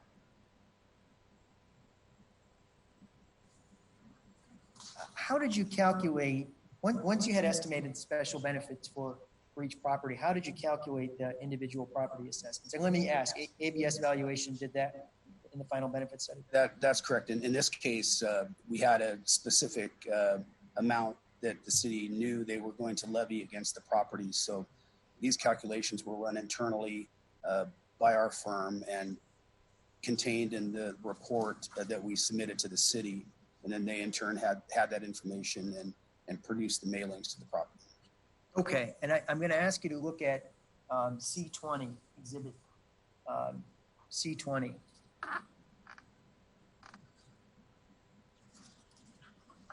It's a one-page exhibit. Let's give everyone a chance to grab it.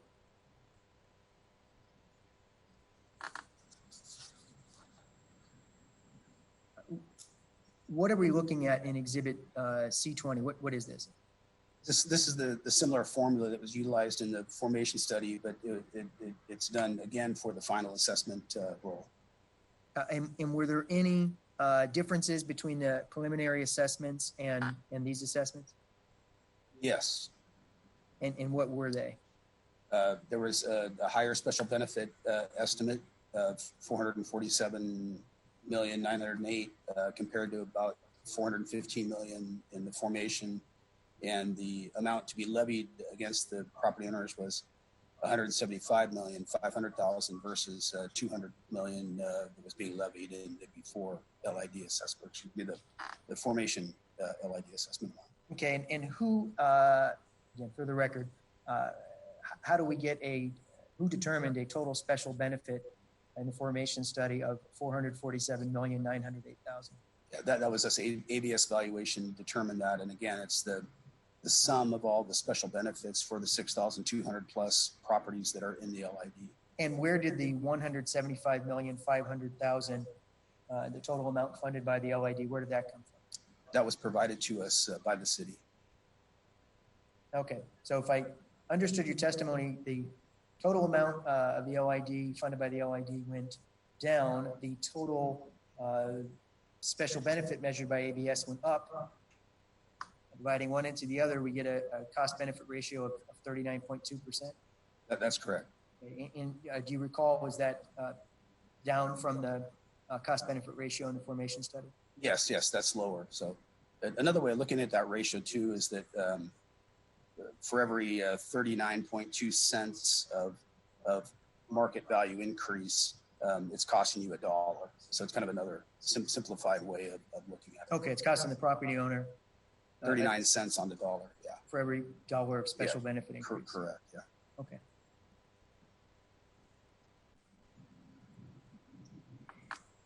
So asked you, or you just told me about the total amount going up, the total special benefit amount going up between your formation and your final benefit study. Generally speaking, how did your individual special benefit estimates compare between your final special benefit study and your formation study? One of the main drivers for the market value difference was land value. From the time we did our formation study to the time we did our final special benefit study, land value was increasing considerably throughout the LID boundary area, and that's really resulting from the market's perception again of the elements that we showed in the spreadsheet. They're anticipating a greater revenue growth in the market, and a combination of that lower vacancy, higher rent range, lower capitalization rates, less risk inherent in the market. So that was one factor. Another factor, a number of buildings that were under construction during the formation process had finalized. A lot of the most of the Amazon development was completed. Their final assessment was significantly higher by several million, I think. So those were the main factors that really drove a higher benefit amount from the formation study to the final study. And then what happened on a property by property basis between the formation and final benefit study? It just really depended on the property. Some went down, some stayed the same, and some went up. Okay.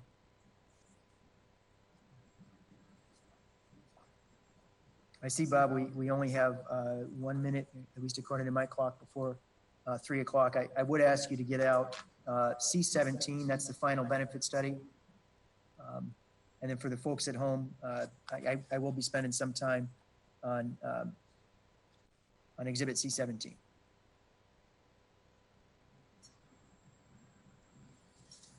Bob, I'm going to ask you to walk us through this. And if you could turn to page 2 of Exhibit C17. And let's come back to that at 3:15. Hold on. It's 3 o'clock now. We'll take a break. We'll return at 3:15, and Mr. McCullough can answer your question at that time. Thank you.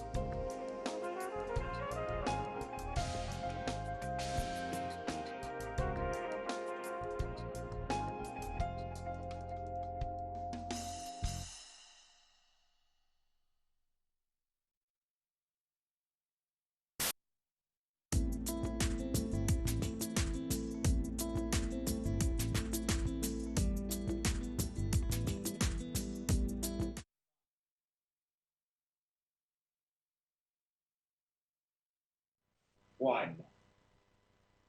And we return to the record with Mr. McCauley on direct. Thank you.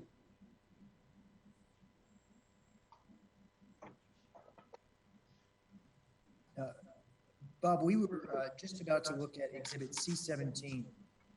And my first question, C17, for the record, can you identify what that exhibit is? Yeah, yes, that's the document is our final special benefit / proportionment assessment study. Okay.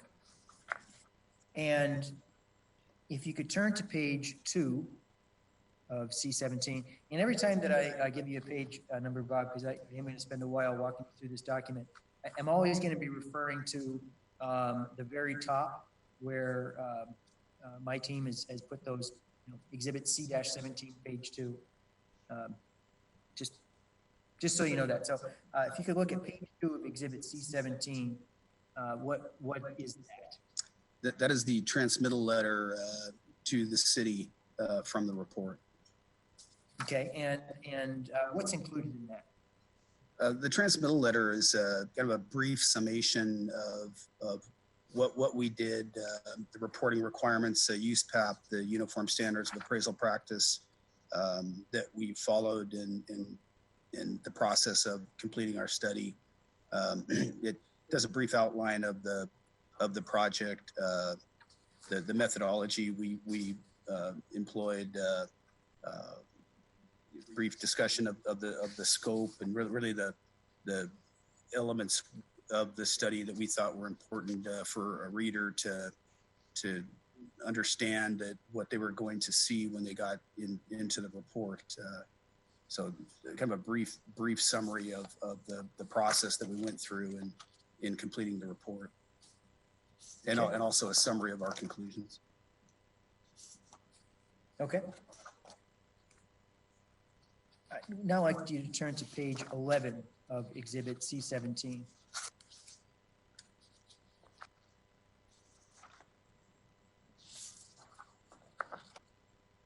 And so what's here next on page 11?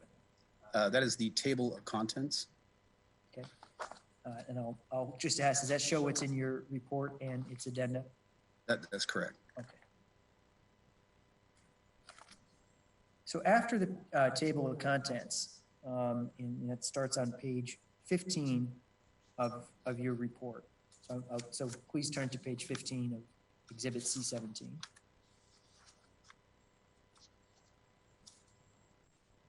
And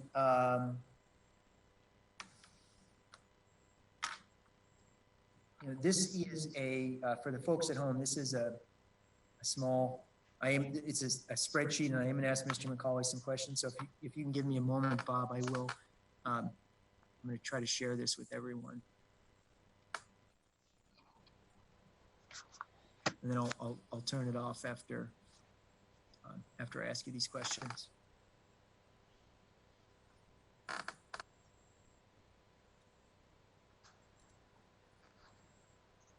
Keep going between glasses and not. And so, Bob, I'm going to be asking you about this first line.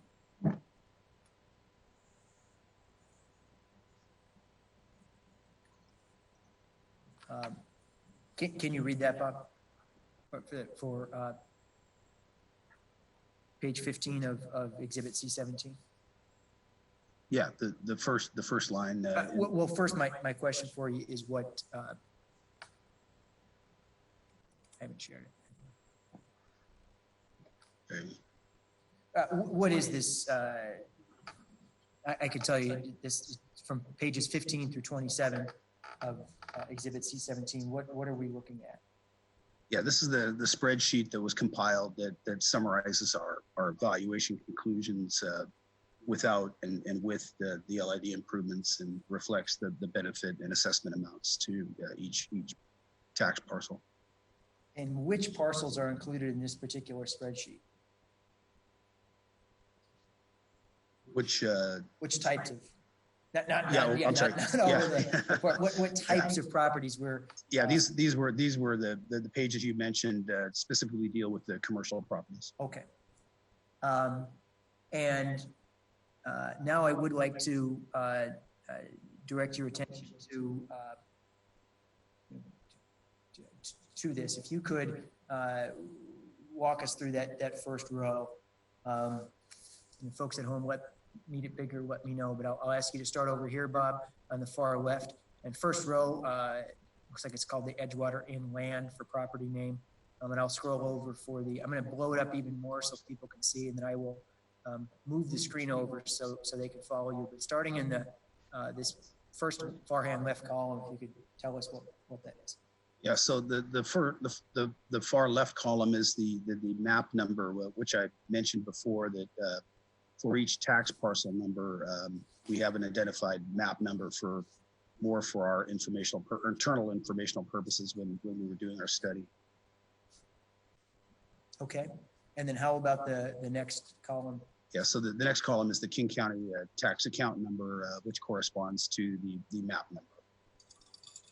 Column 3 is a link. What's that? Yeah, so we set up a link for anybody that had an electronic version of the spreadsheet where they can click on that link, and the current assessor's information on your property, your physical characteristics will show up, your amount of land area for that tax parcel, or if it's improved, your building area, assessed value, things, physical characteristics and things of that nature. And then what fourth column, please? Fourth column is the property name, and I mean, as you can see here, a number of what we call economic entities had a number of different tax parcels that comprise that entity. So this is an example of the Edgewater. It consisted of several different tax account numbers, and therefore our map numbers. Okay. Next column entitled taxpayer name. What's there? Yeah, because part of the Edgewater is on leased land by the DNR, the Department of Natural Resources. They happen to show up as the taxpayer name. Okay, and then next column, please. Yeah, the next column is the property address if we have it. Some properties or some tax parcels don't have a property address. Okay, the zoning column? This is the zoning column. We designate that. That is from the city of Seattle's zoning regulations information. Land area / SF? Yeah, land area per square foot. Again, that's from the King County Assessor's records and reflects the amount of land area that is within the individual tax parcel. Gross building area?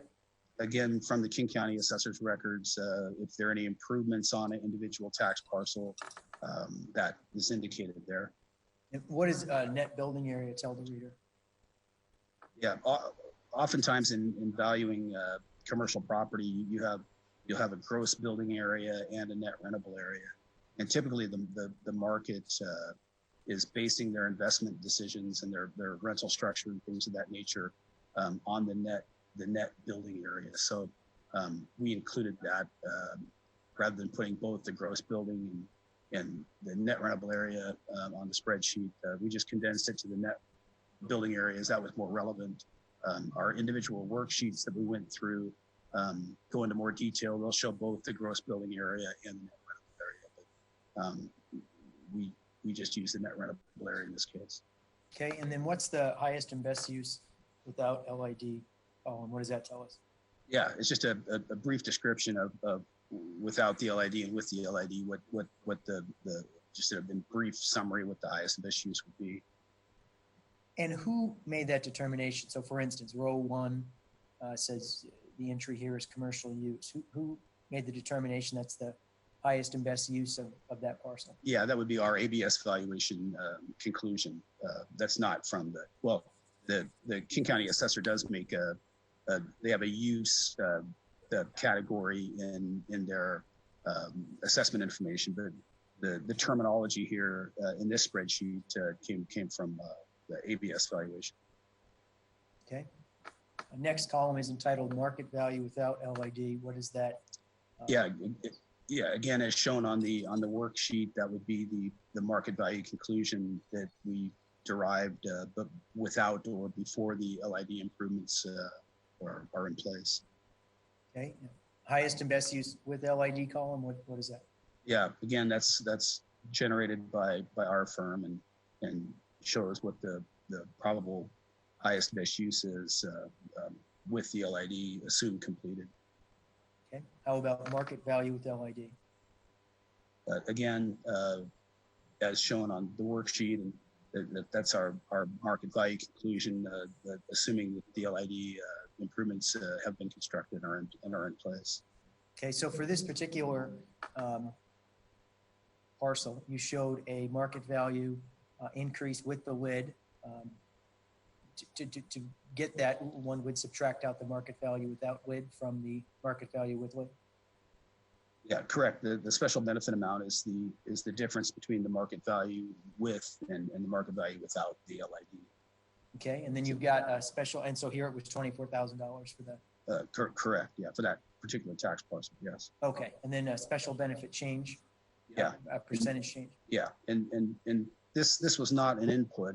It was just for informational purposes. We're just showing the reader what the percentage difference is between the without and with values, and it's really also for informational purposes because it really helps the reader recognize that we're maintaining proportionality throughout our study. So it just was used more for informational purposes as a tool for people to see that we're being proportionate throughout our study.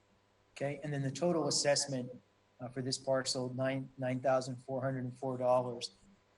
How did you arrive at that amount? Yeah, and then again, the city had given us the amount to assess the property owners of $175,500,000, and dividing that into our benefit amount, as we showed on that chart. On exhibit C20. Yes, correct, and that came up with the cost benefit ratio of 39.2%. So the assessment amount is the special benefit amount times 39.2%. So 24,000 times 39.2%. In this case, that gives us $9,404. Correct.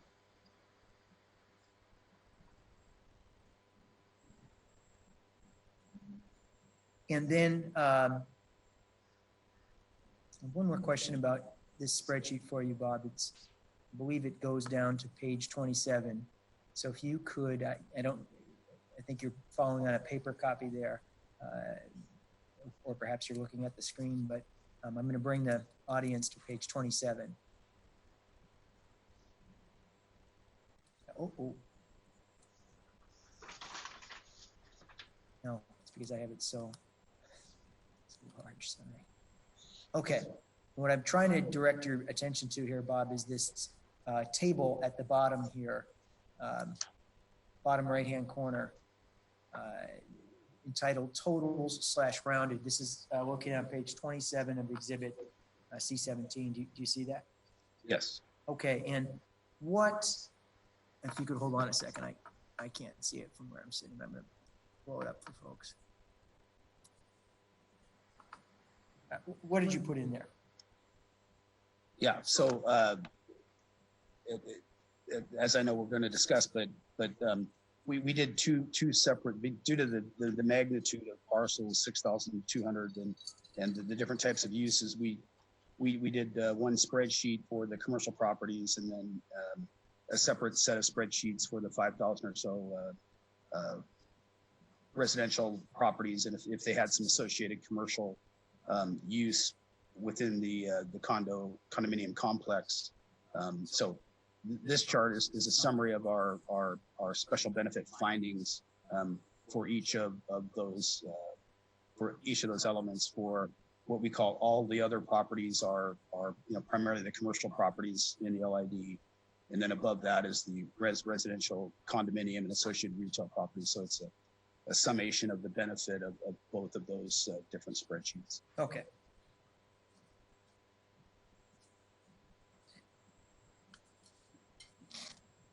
And then that's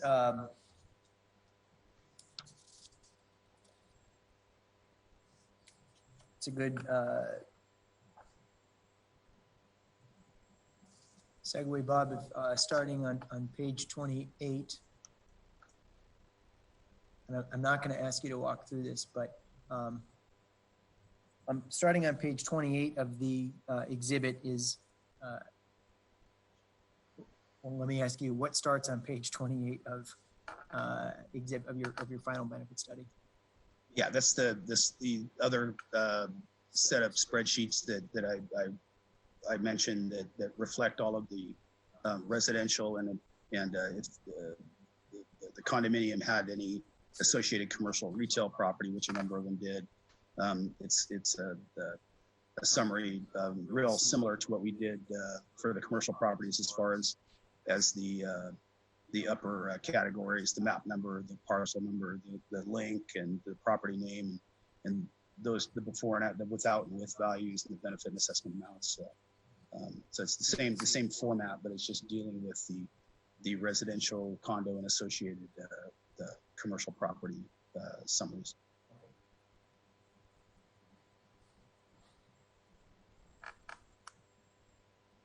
I will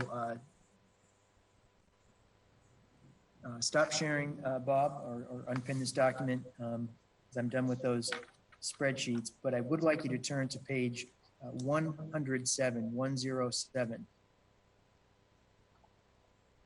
of the report. And if you can let me know when you're there. I am there. Okay. And what's, again, page 107 up at the top.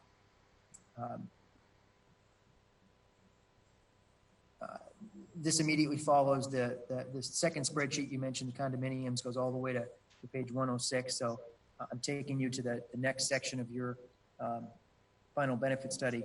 What do we have here? That's an aerial view of the LID boundary area. Okay.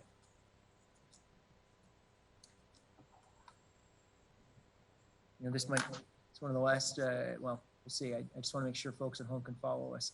It's one of the last things I'll pin, but let me get them there, because this is, I have a question for you that I want to make sure that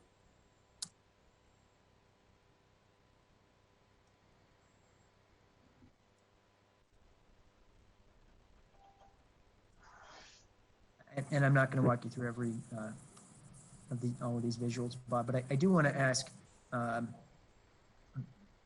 title for folks at home, which you just said, and then can you? I see some colors here, Bob. What are they? What is the yellow? Yeah, the yellow is depicting the non-funded LID, should be depicting non-funded LID components of the project. Of the Waterfront Seattle project? Yeah, correct, yes. All right, and then in the key it shows us pink, but to me at least it looks like orange. Pink or orange, what do those reflect in this area? Yeah, it was just due to the resolution. But, that would depict the LID funded improvements that were part of our analysis. Okay, so the 6 improvements that we've been talking about. Correct. Okay.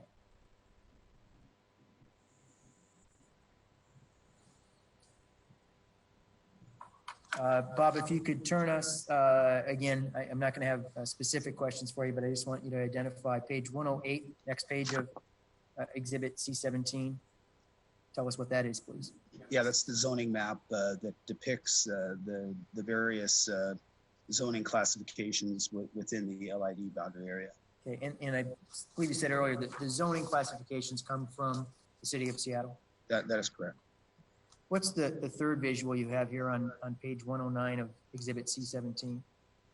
This is a future depiction of the waterfront area, looking from approximately aerial view, looking from approximately Coleman Dock to the north. Okay. And how about the 5th? I'm calling them visuals, but the 5th page with graphics on page 110. Yeah, this is which was difficult. It's difficult to see just due to the scale of a map and the amount of area we're trying to get in, but it's just a depiction of the LID without the area without the LID. Okay, so what the area would look like in the before or without LID scenario. Correct. Okay, and how about the next page 111 of Exhibit C17? Yeah, again, that is a depiction of with the LID completed.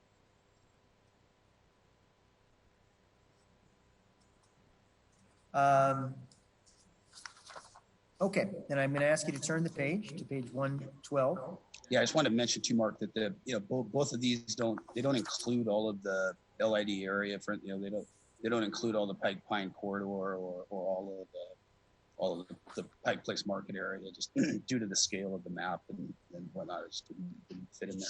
If that's a good point, Bob. If a reader of your report wanted additional detail, renderings before and after of the improvements in their entirety, where would they go? Yeah, then and that's why we did the addenda, or part of the reason why we did the addenda, just to provide additional support over and above what we put in the report. Okay. After the, well, not after anything, my question to you is if you could turn to page 112, entitled Executive Summary, and tell us what that is. Yeah, again, it's a summary of the real pertinent facts, summary salient conditions that were real relevant in the study, and gives the reader a good summary of what's going to be contained in the report. Okay, who prepared the executive summary? Myself and staff.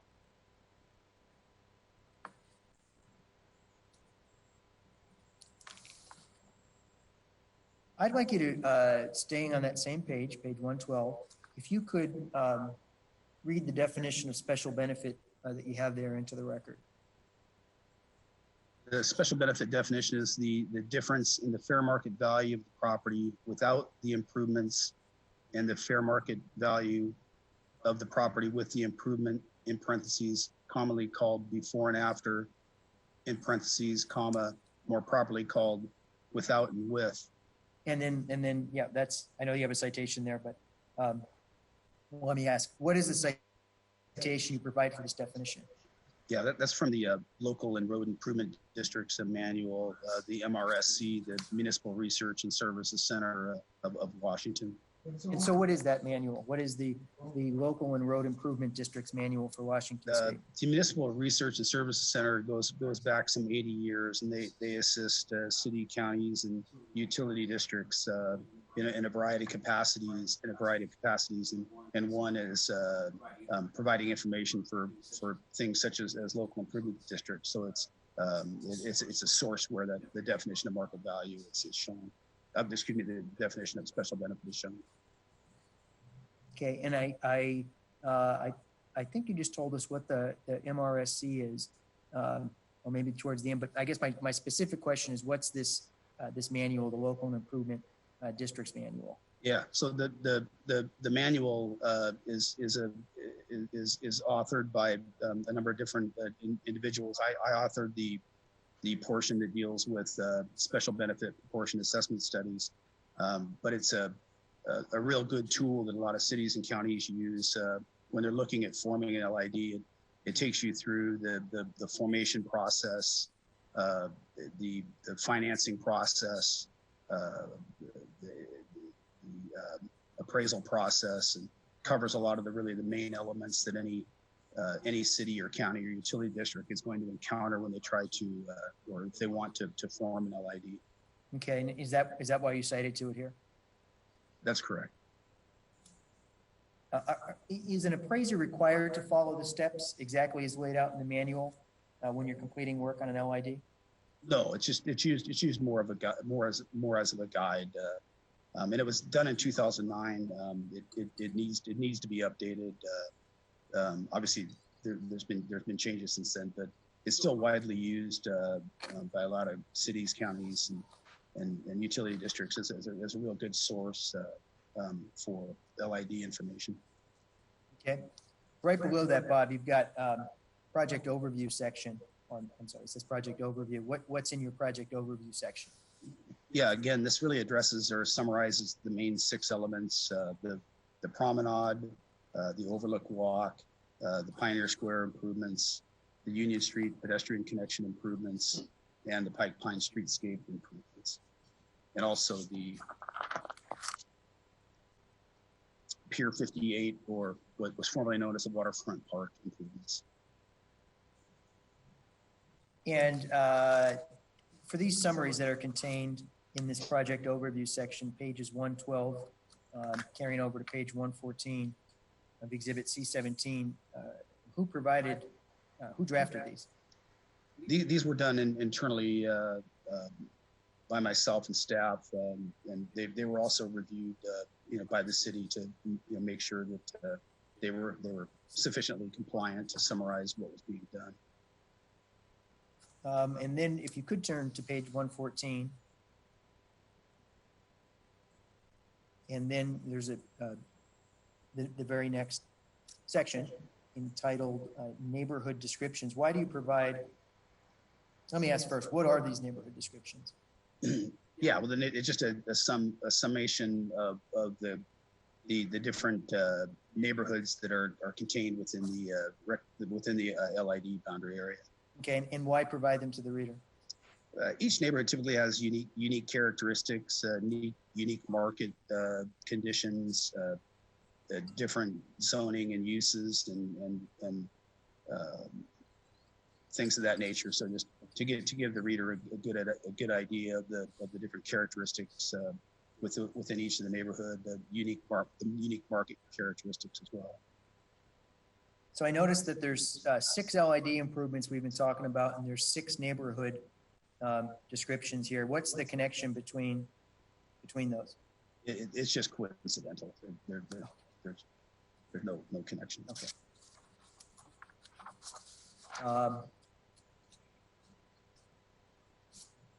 Lower on the page, Bob, in summary of individual parcels, what are you conveying to the reader there? Yeah, again, it's just a summary, just letting the reader know that this is a very large LID. There's 6,238 individual tax parcels in the LID. To give the reader a good idea, there's a mixed use of residential, commercial condominiums, high-rise office towers, hotels, retail, waterfront improvements, historic structures, special purpose properties. We got the convention center, the ferry terminal. A real broad spectrum of property types and different types of uses. Okay. Very next page, Bob, if you can look at it, page 115 of Exhibit C17. I have some questions for you in the next section, the special benefit / proportionate assessment methodology section. In the very first sentence, I'll read it into the record, then I'll ask my question. Enabling legislation providing authority to levy assessments by an LID is statutory in Washington state. My question is, what did you mean by, quote, authority to levy assessments by an LID is statutory in Washington state? Well, local improvement districts are really a creature of state statutes. They're derived from the Washington state RCWs, and so we're just letting the reader know that there is a legal basis to what we're doing. Next, you describe 2 criteria for all assessments, and I'll read them for the folks at home. 1, this is the very next sentence on page 115. 1, the amount of an assessment on a particular parcel may not materially exceed the special benefit to that parcel. And 2, all assessments within the district must be fair and in rough proportion to all other assessments. As you understand it, where do these criteria come from? They're from the RCWs. And did you apply these criteria when you performed the special benefit study? Yes, I mean every benefit study that I've done over the last 30 years has met that criteria, and it needs to meet that criteria in order to comply with the state statutes. In this same paragraph, a little below, you reference the uniform standards of professional appraisal practice, or USPAP, of the Appraisal Institute. What are the uniform standards of professional appraisal practice? Yeah, USPAP is by the Appraisal Institute, and it is a standard of professional practice that we need and that requirements that we need to comply with in order to effectively do our work and meet the standards set forth by the Appraisal Institute. Also within the context of the mass appraisal, we need to comply with state statutes as well. So we're complying both with USPAP and with state statutes. And then just a couple more questions on this paragraph. The final two sentences, which I'll read in. Market value is estimated for each parcel within the lid boundary based on highest and best use, both without and with the improvement project completed as of the date of this study. The increase in value, if any, is the special benefit accruing to that parcel due to the project. My question is, why did you include those sentences in your study? Again, to inform the reader of what we're doing, what is being valued in the context of deriving the special benefit amount. Right below that, there's a standalone sentence where you reference estimating the fee simple interest for each parcel. What do you mean by that? Well, under the legal statutes, we need to value the fee simple interest, the whole bundle of rights of the property. So not just valuing the land, you need to value the whole property, the whole bundle of rights of the property, both without or before or with after the LID improvements. So a number of properties in the LID are on ground leases or leased land. And we're just simply telling the reader that we're not breaking out that bundle of rights of the leasehold or the lease fee interest.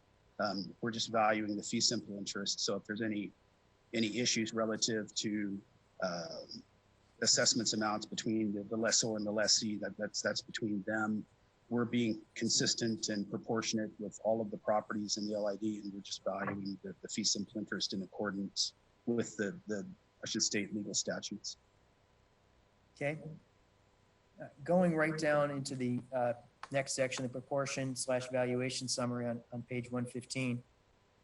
You state in the first sentence that, quote, proportionality is an important element in any special benefit study.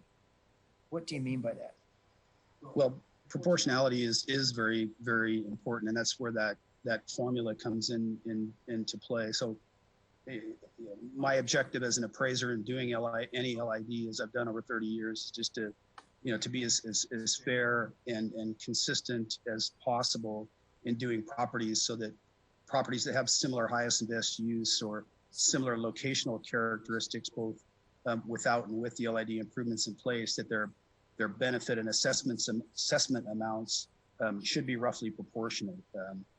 Meaning a similarly situated property should have a roughly similar benefit and therefore assessment amount, so that one property isn't increasing 5% and it's almost identical to the adjacent property that's only increasing 1%, so that you maintain a proportionality amongst the various properties in the LID.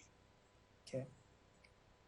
Two sentences later in that proportionality valuation summary, you say the following, quote, both land value for a specific parcel and overall improved property value are analyzed as part of this study. My question is, why did you analyze both values? Yeah, again, it gets down to highest and best use and market value, the fee simple interest, and the bundle of rights that we're appraising. Oftentimes in a real high density area like this, where you can go up many stories that's allowable under the zoning in the various zoning districts, that when you're doing a benefit study like this and you're looking at a land value increase for a particular property that's proportionate, say with a vacant land site, that it based on highest and best use, the underlying land value should increase at a proportionally similar rate. But a property that's invested the labor and capital to build the 30, 40, 50, 60 story building, there may be benefit to that property over and above land value. Just as we showed on our worksheet of the maritime building, that changes in rent, whether it be retail or office, even small increments in rent in a very large property, story-wise, that's built on a fairly small area of land. It's reasonable to conclude that there may be benefit not only to the underlying land, but in excess of the benefit to the underlying land, there'll also be benefit to the improvements. And so to be proportionate and fair to allocating the property rights that are being appraised, we're just reflecting both of those elements and appraising the whole bundle of rights of the property, both without and with the LID. Okay. I'll ask you to turn the page, Bob, to page 116 of Exhibit C17. And I'm going to direct you to look at the second full paragraph. It starts out with 3 words, a unique aspect. And I won't read the whole paragraph into the record, but I'd ask you to take a moment and look at that, and then make sure you looked at it. And then my question to you is, can you tell us what you were trying to convey here? Yes, obviously the removal of the viaduct was a real unique aspect. There was a lot of obviously a lot of value created when the viaduct came down, not only in the before condition, but you know, also would carry through to the after condition, because all of the visual obstruction and noise and whatnot is not prevalent in the market anymore. So we're recognizing to the reader that consideration is looked at both in the before and the after conditions. And then if you could look at on page 117 of Exhibit C17, it's a table. Do you see that, Bob? Yes. All right. And what's contained in this table? What information is conveyed to the reader? Yeah, so this table is just used purely for informational purposes. It's taking the conclusions that were derived from a parcel by parcel analysis in our spreadsheet, and just showing them in a high-low range of what the conclusions of those elements were for the various property classes, such as land value, office, retail, hotel, apartments, residential condominiums, waterfront, special purpose property. So it's purely for informational purposes and derived from our analysis, and not figures that we utilize to provide some sort of input into our spreadsheet to derive the special benefit. It's the opposite. It's just an informational tool to show what our benefits came up with on a percentage basis. Sure. And then I'll just make sure I understand it, and that we have an example. I'll take you to the fourth line down, apartment/subsidized housing.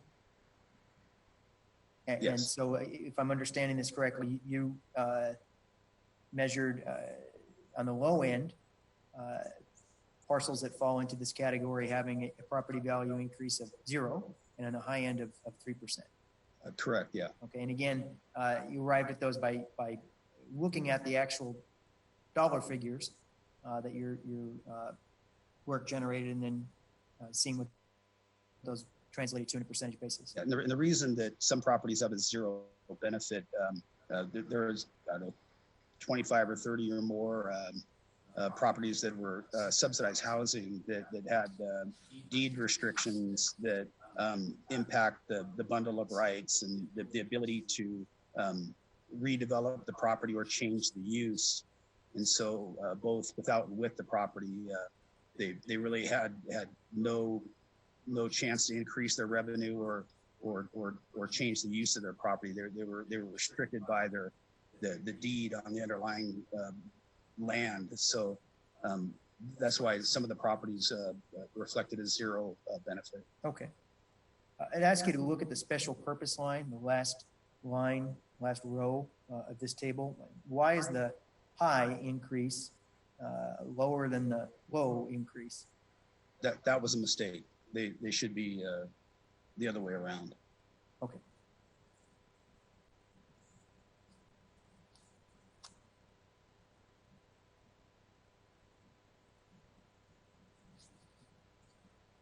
So paragraph right below this table started with as stated in the transmittal letter.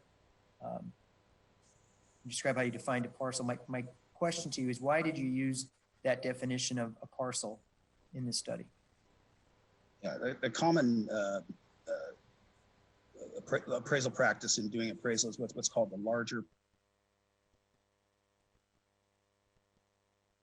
We looked at that it's comprised of several different tax parcels. So a number of properties throughout the LID can consist of numerous tax parcels that we look at as an economic entity or a larger parcel. So they're actually valued as one entity for purposes of our before and after, our without and with analysis, but they're comprised of numerous individual tax parcels. So under Washington state law, each individual tax parcel has to have a special benefit and assessment amount associated with it. So in a number of properties, we had to allocate benefit amongst the economic entity to comply with the state statutes. And so we're just letting the reader know that they may be valued, they may consist of a number of different tax parcels, but they're really valued as an economic entity as they would sell in the marketplace. But because we have to comply with the state statutes, they're broken out with a benefit and assessment amount allocated to each tax parcel. Okay.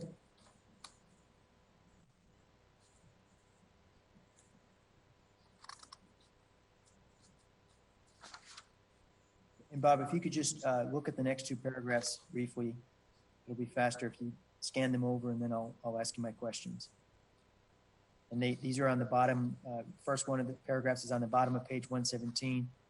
The second one is on page 118.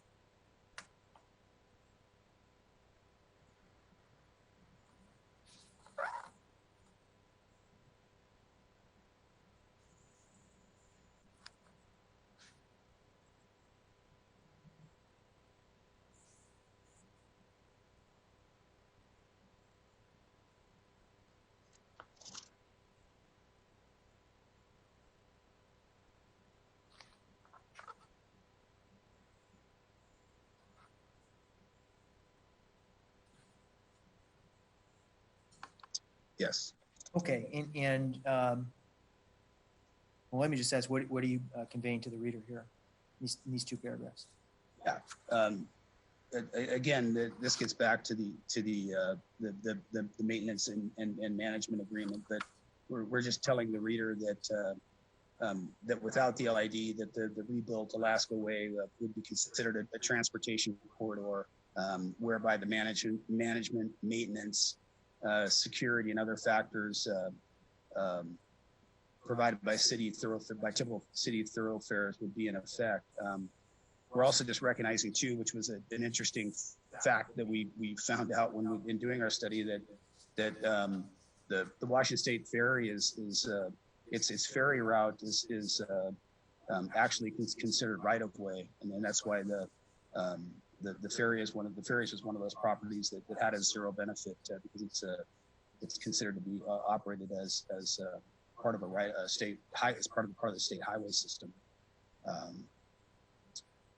And then with the LID in place, the management agreement that we discussed, number 125761, is in place. And with that in place, the areas that are within the LID are designated parkland, And so there's broader power conveyed by the city in granting authority for maintenance of that area. Marshall Foster addressed this as well. So it's okay. Well, my question for you on these two paragraphs is, what's the relevance of these points to your analysis? But our job is to reflect how the market would look at and value the property in the before, and how the market would look at and value the property in the after. And we're conveying this just to show that with the LID in place, it's a positive amenity in the marketplace to have this type of management program in place, compared to the no LID alternative, to where it would just be a transportation corridor and it wouldn't have this level of management that would be in effect with the LID in place.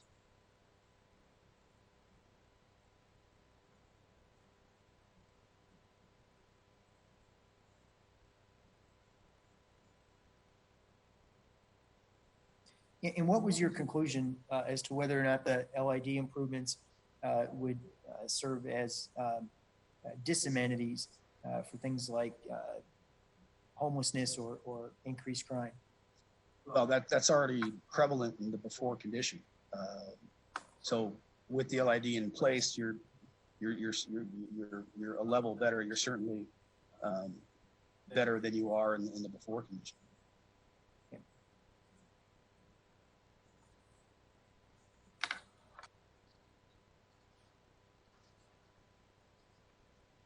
All right, and then your executive summary on page 118 appears to conclude with a table.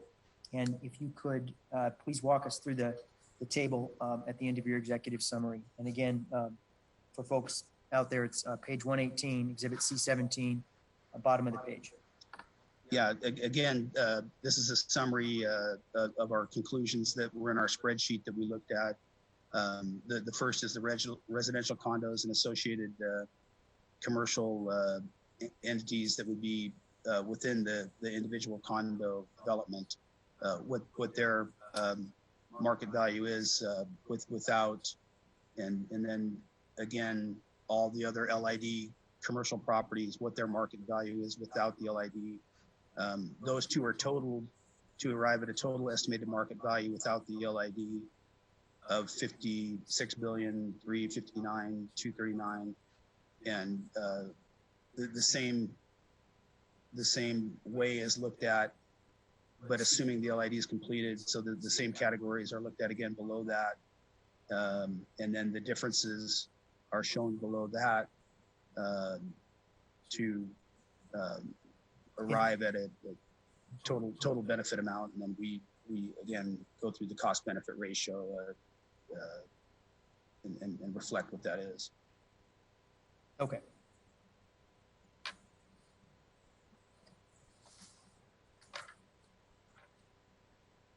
And then I take it, Bob, that the text at the very end of the executive summary following the table covers what you just described to us. Yeah, correct. Yeah, we also addressed that the total amount funded by the LID is $346 million. Of that, $175,500,000 is being assessed against the property owners, and that there's $160 million and then additional financing costs. That's where the total LID assessment amount came from, was the $160 million in addition to financing costs. Okay. I'm not going to walk you through in this level of detail for the rest of your study. I thought it was perhaps an efficient way to walk you through the executive summary in a greater level of detail, but I do have questions for you on the rest of it.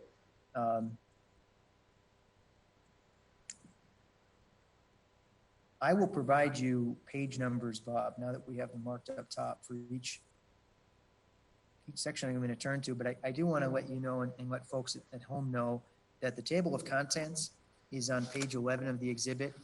And that's, I suppose, an alternate way to follow along with some of the questions that I'll have for you. But just a reminder to everyone that page 11 of exhibit C17 is the table of contents, if that's helpful. So Bob, we talked about the executive summary. How was the rest of your final benefit study organized? Yeah, as you said, it's really laid out in the table of context.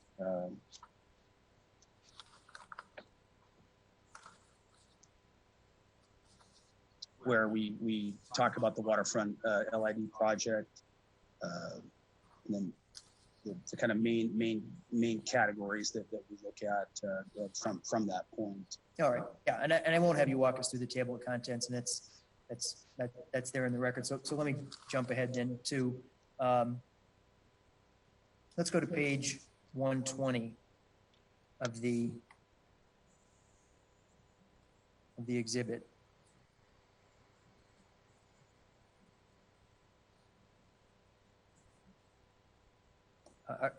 Let me know when you're there, Bob. Yeah, I'm there. Okay.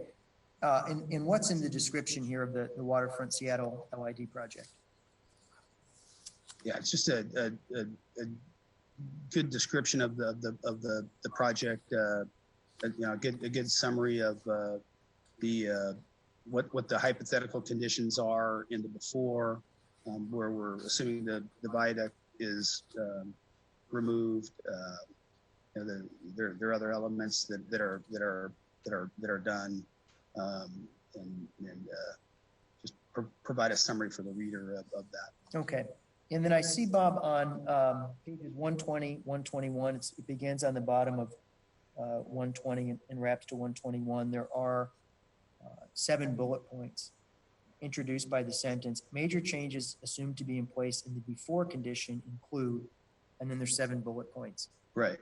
My question is, where did you get this list of 7 bullets? Yeah, this list was provided by the city.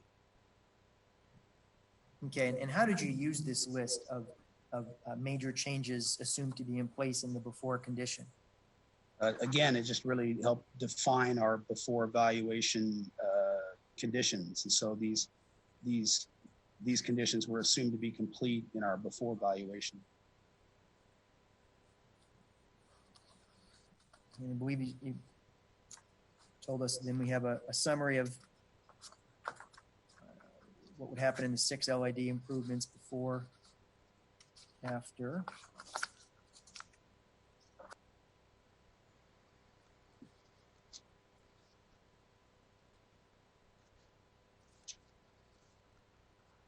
So if a reader wanted additional detail beyond the before and after descriptions for the 6 waterfront LID improvements contained in this section entitled Waterfront Seattle Wood Project, where would they go? Yeah, again, they could use the addenda as a real good reference that goes into much more detail on each before and after element.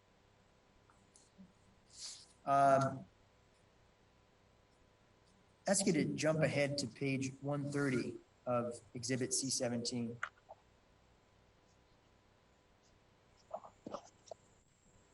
And you've got the next section here entitled Items Forming the Basis of Recommended Final Assessments. I do have specific questions for you in this section, but please tell us why include this section of the report and what are you conveying? Yeah, part of it is for reporting requirements that are needed under USPAP, and also just for informational purposes for the reader. Okay. And then I see on page 130, third subheading, memorialize the client and intended users of this study. Why do you do that? Yeah, we're letting the reader know that that the intended use of this report is for the city and their appointed representatives, but also for all of the owners in the LID. Once an LID is formed, they're considered an intended client and an intended user. So we're just letting them know that they have that ability to use the report. Okay. Then you have a number of definitions then, starting on the bottom of this page and continuing on. Why include the definitions of some terms here? Yeah, again, a lot of these terms are used for informational purposes and also to comply with use path requirements.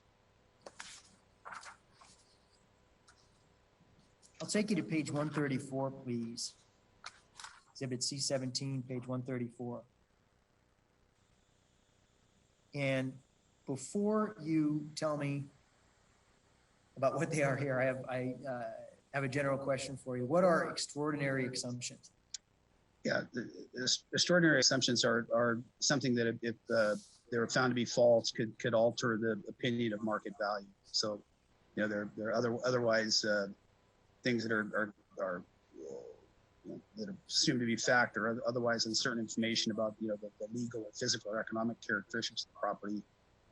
We're letting the reader know what those are and how they affect our appraisal analysis. Okay, and what were your extraordinary assumptions employed here?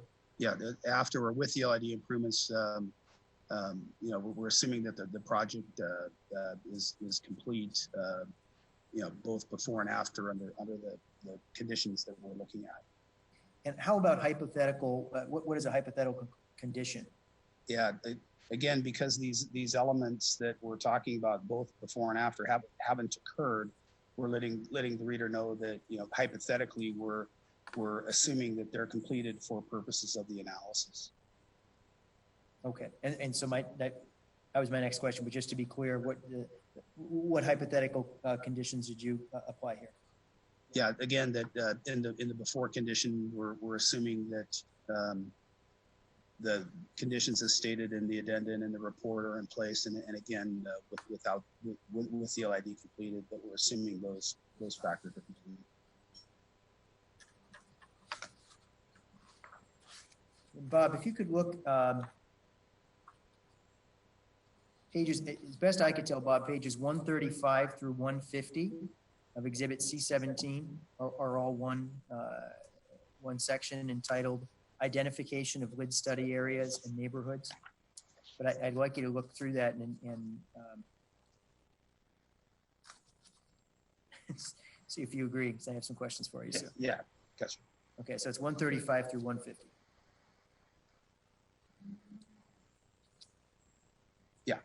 Okay, those are all under the heading Identification of Lid Study Areas and Neighborhoods? Correct, yeah. Okay, and my question to you is, why describe the lid study areas? First question, why describe the lid study areas in your report here?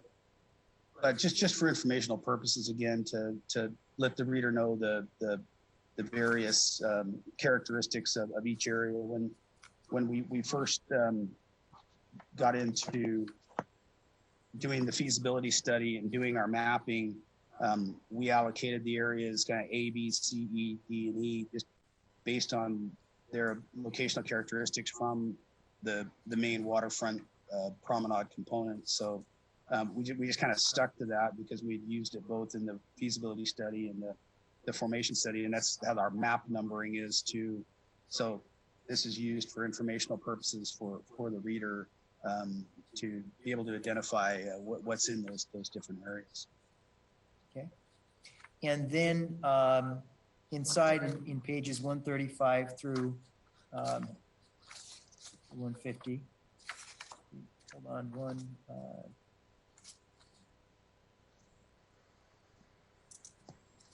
I'll take you to an example, Bob.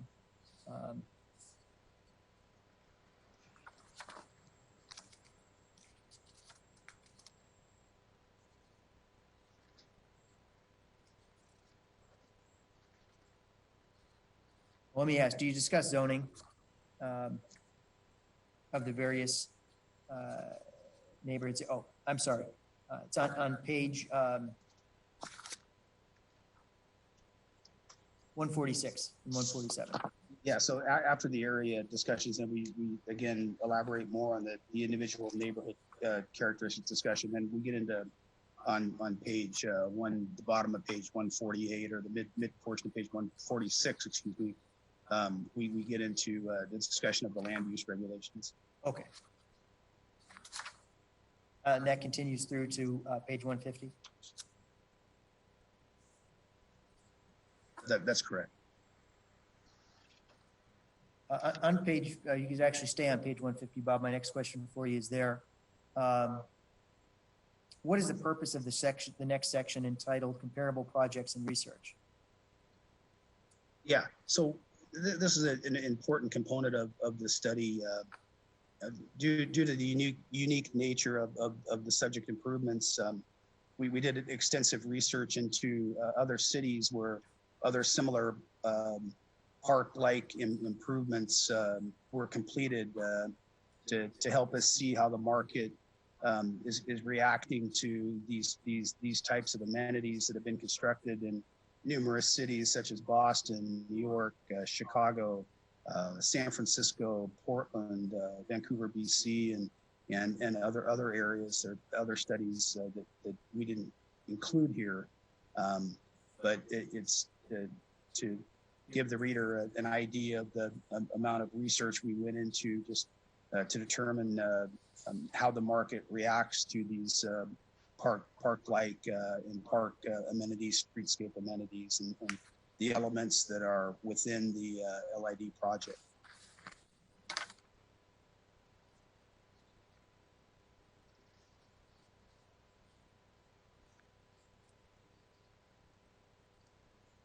And I'll ask you to skip ahead. Well, let me ask Bob, does this section, Comparable Projects and Research, beginning on page 150, does it go through page 164? And take your time and flip through.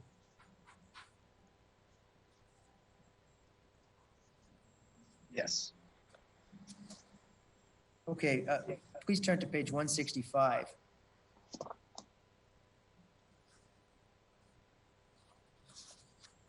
Entitled Valuation Analysis. It's a long section, so let me ask you, generally speaking, what do you address in the valuation analysis section of your final study? Yeah, essentially it's just a summation of the findings that we came up with throughout the analysis of the individual properties within the LID boundary area. How do you, I'll ask you, I guess, first, Bob, to take a flip through to, wait, let me get you an exact page number. You mentioned proportionality actually on, or we discussed proportionality on the bottom of page 165. And I do believe that you touched on this earlier, but to be clear, what's the significance of proportionality to your work in a special benefit study? Yeah, again, proportionality is very, very important, so that similarly situated properties have a roughly proportionate benefit and therefore assessment amount increase throughout the LID boundary area. On page 167, Bob, if you could turn there. There is, starts at the top, it says land sales summary dash general discussion. Do you see that? Yes. My question for you is, what is a land sales analysis? Yeah, again, this deals with proportionality and the bundle of rights and highest and best use, but we're just going through an analysis to let the reader know what's going on in the market and particularly as it relates to land value, what's happening in the market, what happened historically. We go back to about 2015 and then walk the reader forward to show that land values increased significantly since that time, and again, that gets back to the kind of the key economic factors that we talked about as far as the market's perception of the market goes, as far as increasing revenue trends and things of that nature. So okay, and how long is your land sales analysis in this section? It goes on to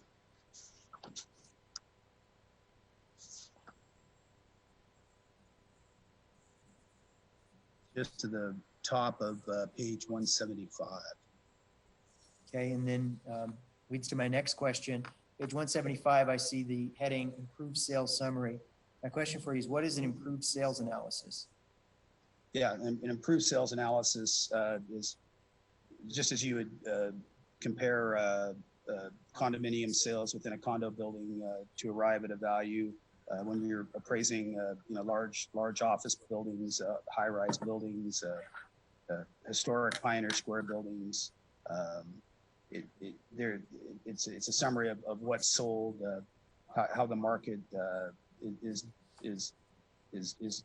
reflecting the value of these various different property types, and they were used for comparison purposes as test of reasonableness within our worksheet, and to enhance and really support the analysis that we did.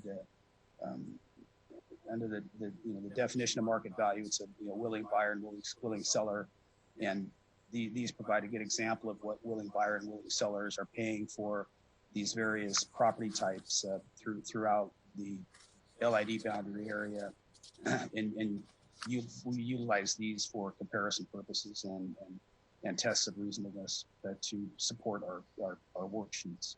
Okay, and when you say these, Bob, you're referencing, I believe, the information that is contained in this improved sales summary subheading?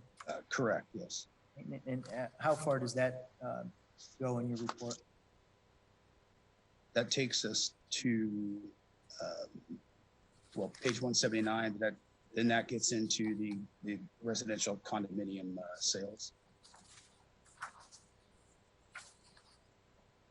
Okay, and let me ask you while we're there, what is a comparable, again, page 179, I'm looking at the heading comparable residential condominium sales. My question is, what is a comparable residential condo sales analysis? Yeah, so we're letting the reader know, what the value, what condo sale values are doing in the marketplace, how much they're selling per square foot, what we're seeing happening as far as supply and demand in the market. Is the condo market going up or is it going down? I mean, where is it at as of our data value? And again, as I discussed earlier, these are used for comparison purposes when we were doing the individual condominium analysis.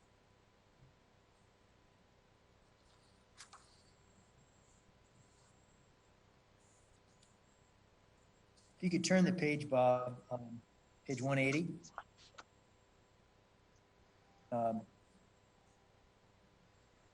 Says income approach, but my question to you is, what is an income approach?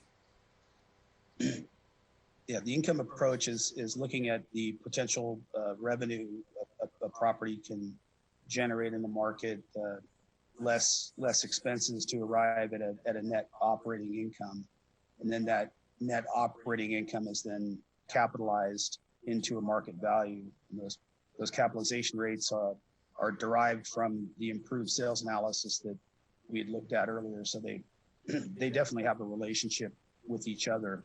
And this again is talking about various aspects of the income generating capabilities of the various types of properties that are within the LID to give the reader a good idea of what's going on with the various property types as relation to income, the expenses, vacancy, and things of that nature. Okay. And so, for example, in this income approach section, the information you have here, these were inputs that you use in your income analysis? Yeah, they're kind of summarizing in a range the various rent rates that are used for various types of properties, and those ranges were applied to depending on the property type and the condition of the property to the various properties within the LID. Okay. I'll ask you to turn to page 185 of Exhibit C17.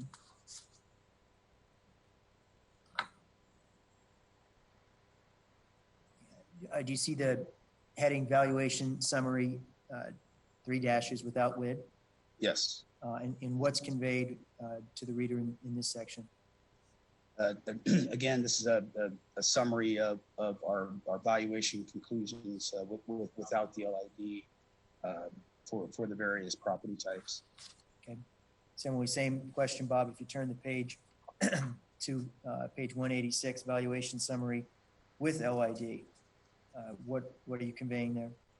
This is a evaluation summary of our value conclusions with the LID for for the various components: land value, office, retail, hotel properties, and the like. Okay, so you broke it down by property type. Correct.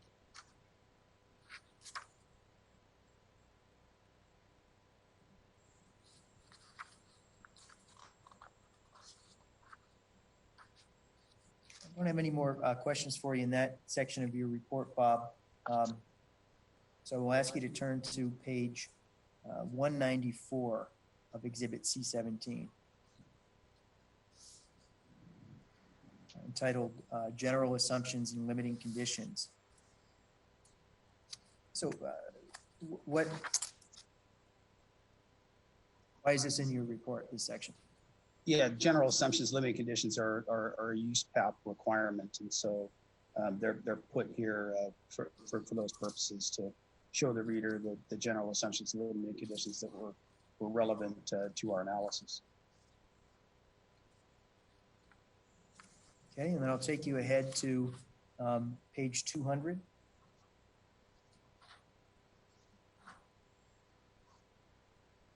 Entitled Certification.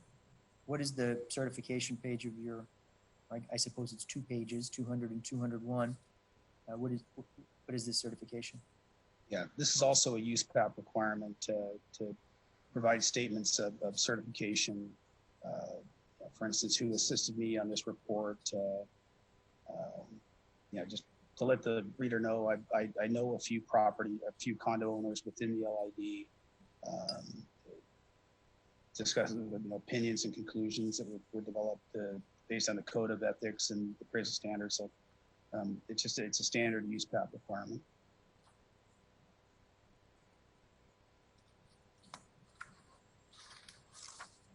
If you could turn to page 202, actually, if you can look at that, entitled Addenda, it's blank.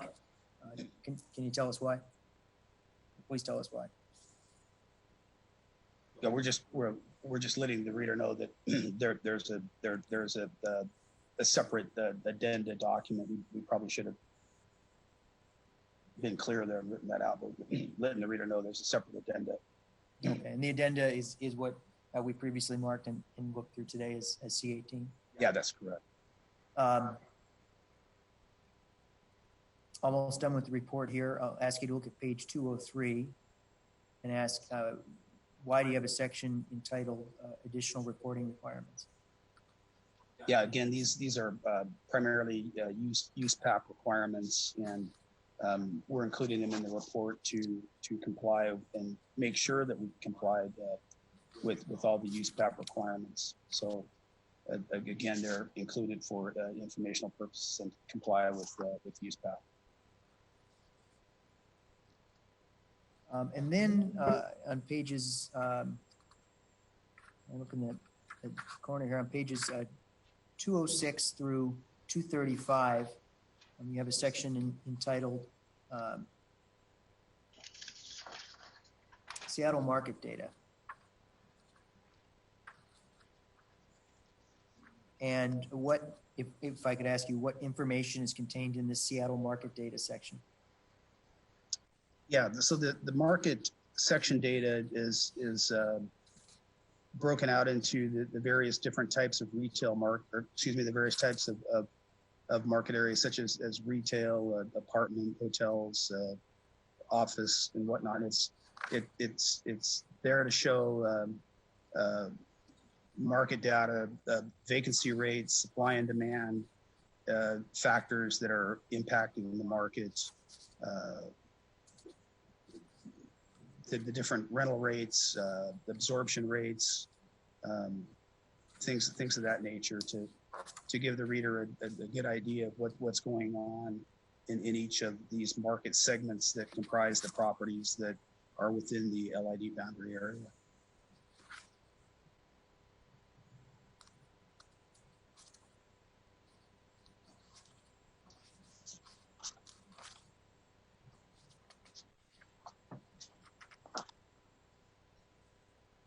All right, I don't have any additional, any further questions for you on C17 at this time.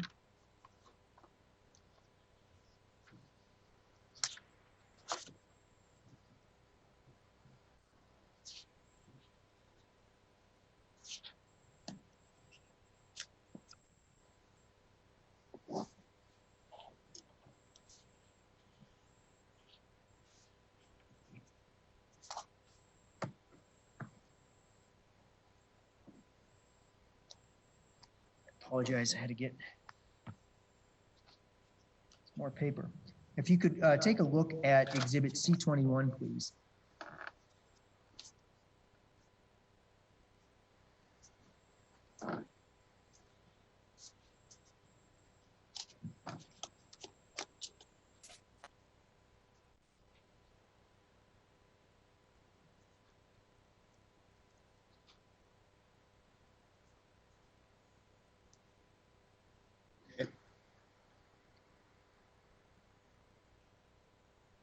And for the folks at home, Exhibit C21 is a January 30th, 2020 letter from Anthony Gibbons, MAI, to Jerry Lutz at Perkins Coie. Have you had a chance to review this document previously, Bob? Yes, I am. And are you familiar with Mr. Gibbons' testimony in this hearing? Yes.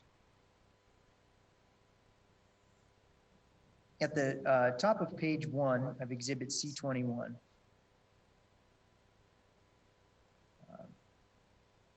there's a, I'm going to read the second sentence and then ask you a question.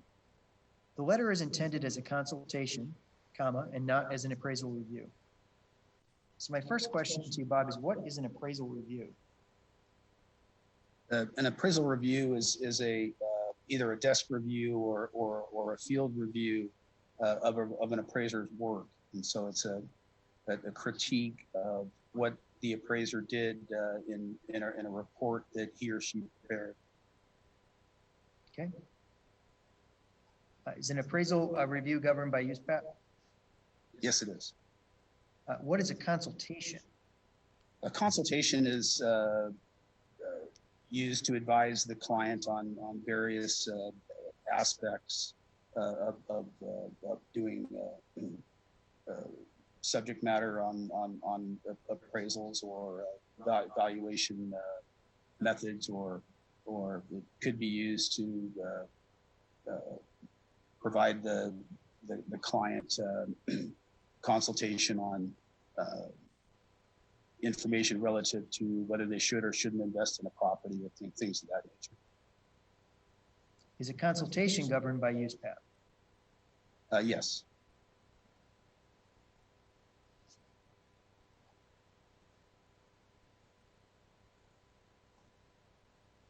And then I'm going to ask you to look now at this point at, Exhibit C22, which is a 2-page document.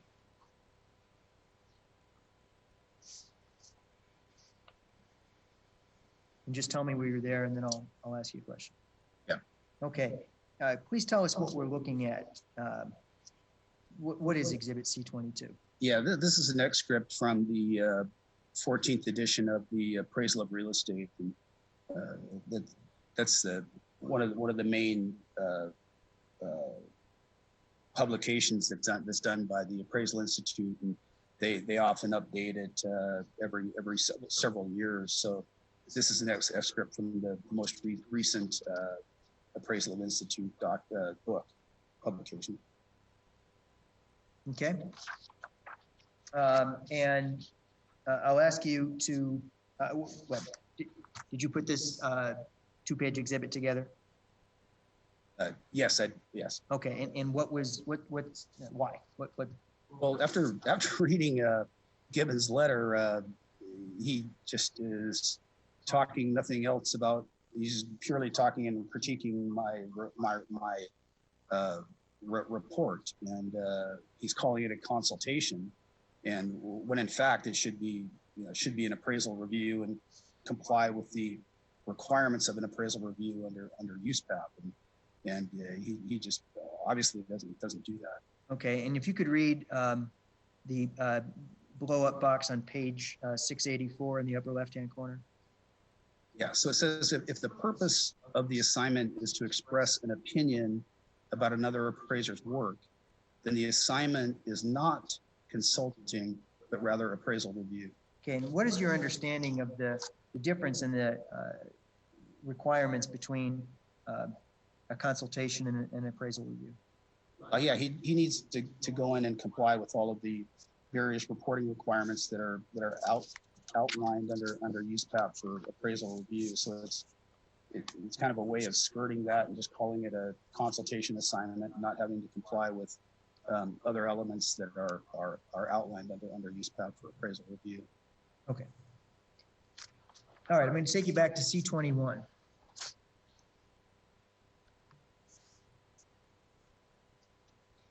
And I'm actually going to take you, Bob, directly to C21, page 2. We're under the heading special benefit. So exhibit C21, page 2, point 2, numerical point 2, heading special benefit. Let me know when you're there.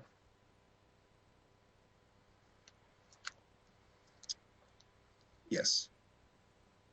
There's a reference here to a WPI instruction, and one is quoted. What is WPI? Washington pattern instruction. Do you know what they're used for? To advise on a legal basis is my understanding. Okay. Are you familiar with this particular? The letter cites WPI 150.0701. Are you familiar with this instruction? Not other than having looked at it for purposes of looking at what Mr. Gibbons did. Okay, and what did you learn about this instruction? What did you learn about this instruction? That it's eminent domain based. Okay, and have you used it in connection with LID valuation? No, never. Have you seen it used in connection with LID valuations? In the 30 years, I've done over 100 plus benefit studies that are outlined in my qualifications. I've never seen this before. Let me ask, how is the concept of special benefit for an LID valuation? How does that compare to the concept of special benefit in an eminent domain valuation? The special benefit is again, as we discussed, the creature of state statutes and outlined in the state statutes on how to cover all of the bases within doing the proportionality and other aspects that are relevant to doing a benefit study. In eminent domain, it's used in condemnation cases where a property right, or maybe part of a property is being condemned, and it may go to court, and or if there's a public improvement happening where they're building a road in front of a property and that road's taking part of the property. Sometimes in these cases, the property can specially benefit from that road improvement that may go in front of the property. So in this case, you'd be referring to more of an eminent domain case relative to a condemnation case that has absolutely nothing to do with the concept of appraising properties for purposes of a local improvement special benefit district. Okay, here's a There's a quote at the bottom of page 2. I'll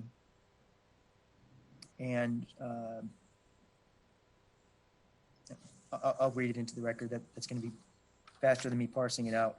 It should be noted that project enhancement may be composed of general benefits, special benefits, or a combination of the two. Thus, it may be necessary to allocate the beneficial effects of project enhancement between special and general benefits, and to consider only the special benefits in estimating the value of the property in the after situation. My first question with you, Bob, first question for you, this quotation purported to come from a work entitled Real Estate Valuation and Litigation. Are you familiar with that work? I have referenced it in the past, not often, but I'm somewhat familiar with it. Okay. Have you seen this treatise used in connection with LID valuations? No, never. And having used it, do you believe that it is relevant to LID valuations? No. And why not? Well, any measurable increase in value in the state of Washington is a special benefit. This has no relevance to or applicability to laws governing local improvement districts. And then the quote says it's by Jim Eaton, MAI. Who is Jim Eaton? Mr. Eaton was a well-known and well-respected MAI that authored a number of different books, I think primarily dealing with eminent domain law and litigation support and relative to different case studies and things of that nature that may arise through eminent domain court cases in various jurisdictions.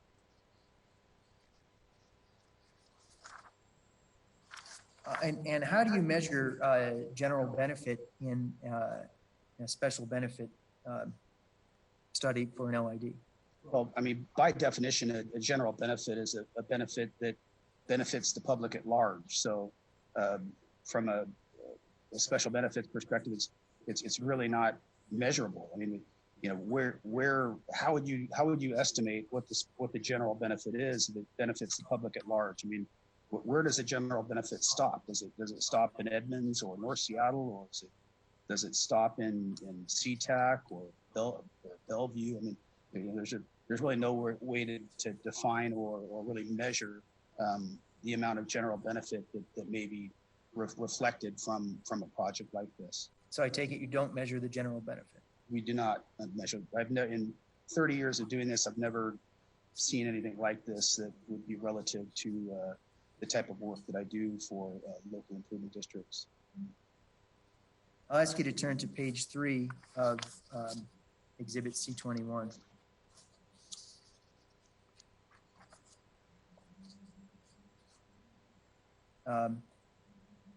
There's a quote on page 3 toward the top from a case.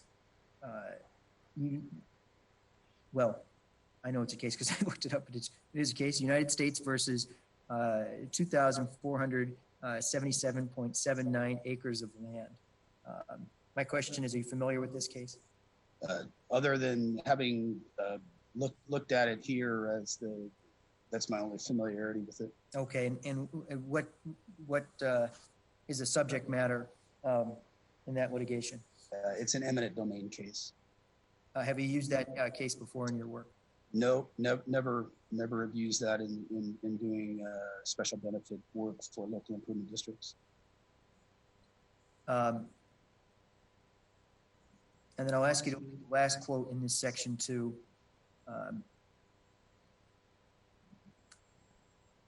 Appears to be another quote from the work Real Estate Valuation and Litigation. Again, are you familiar with this quote? You're talking about the fair market value of the remainder? Yes. Yeah. I've done some eminent domain work. I think Mr. Gimmons more specializes in that type of work than I do, but I've done a fair amount of right-of-way work over the years. So I've seen similar types of quotes, but again, there's no applicability to special benefit studies. You don't have a remainder when you're doing a special benefit study. One of the main premises of our studies is that we assume if there's any right of way that is involved in a local improvement district, we assume both in the before and after that right of way has been fairly acquired and that the property owner has already been compensated. So both in the before and after of any LID we do, we make it real clear that those property rights that are associated with any right of way it's settled. It's not part of the property rights that we're appraising. So there's just no applicability to this to doing a benefit study. Okay. And then this quote appears to come from the Uniform Eminent Domain Code 1974. What relevance does the Uniform Eminent Domain Code 1974 have to lit assessments? Absolutely nothing. Let's look at section 3 of the exhibit. Begins on that same page, page 3, has the heading, the Valbridge Study. I will start on subheading A, entitled Special Benefit Definition and Distinction from General Benefits. As I go through this, Bob, I'll read some language into the record, or otherwise direct your attention to a section and I'll ask you questions. In the first bullet point under this section 3, Mr. Gibbons opines that the appraisal, quote, the appraisal makes no attempt to assess general benefit and does not offset the apparent measure of special benefits with general benefits. What is your response to that statement? Well, it's irrelevant in the applicability to doing special benefit studies. Why is that? Because we don't measure special benefit. We don't measure general benefit. We measure special. Okay.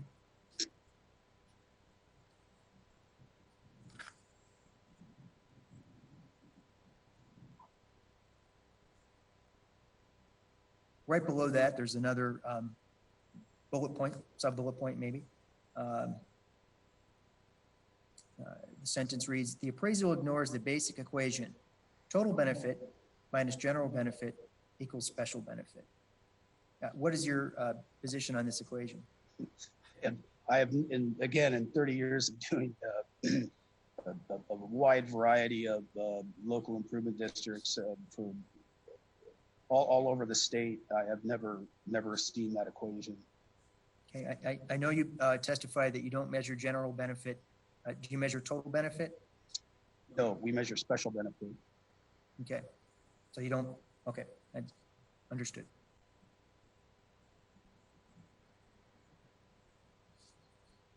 And again, I believe you mentioned this, Bob, when I asked you about this letter, but what is your definition of special benefit? As was shown in our report, it's the difference in fair market value, the fee simple interest in an individual property without, and again, with the improvements in place as of the same date and time. And so does your special benefit number capture any measurable increase in property value as a result of the improvement? Yes, as of a specified date and time.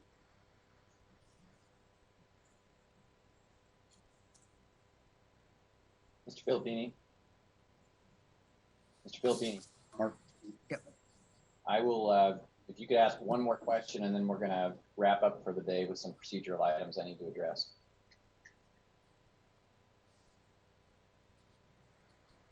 If you could ask one more question of the witness for today, I'm going to proceed then with some procedural items before we wrap up, and then we'll continue tomorrow. You understand? Okay. Yes. Thank you.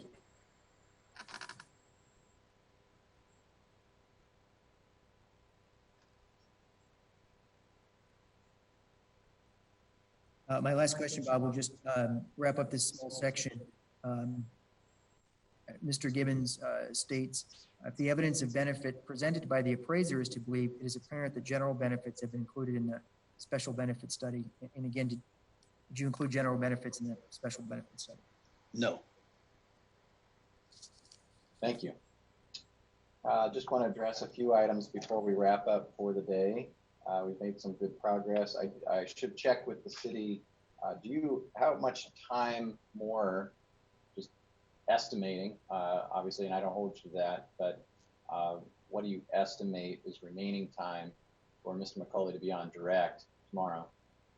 I would estimate that we would end by maybe 2 or 3 o'clock. Certainly finish tomorrow. I would say in the early to mid afternoon. Okay, thank you. We have covered exhibits 13 to 20. 20. Gotten through 21. I don't know if did you get to 22 yet, Mr. Filipini? Did you reference that? We did. We referenced it. Yeah. Okay. Are there any objections to exhibits 13 through 22 being admitted?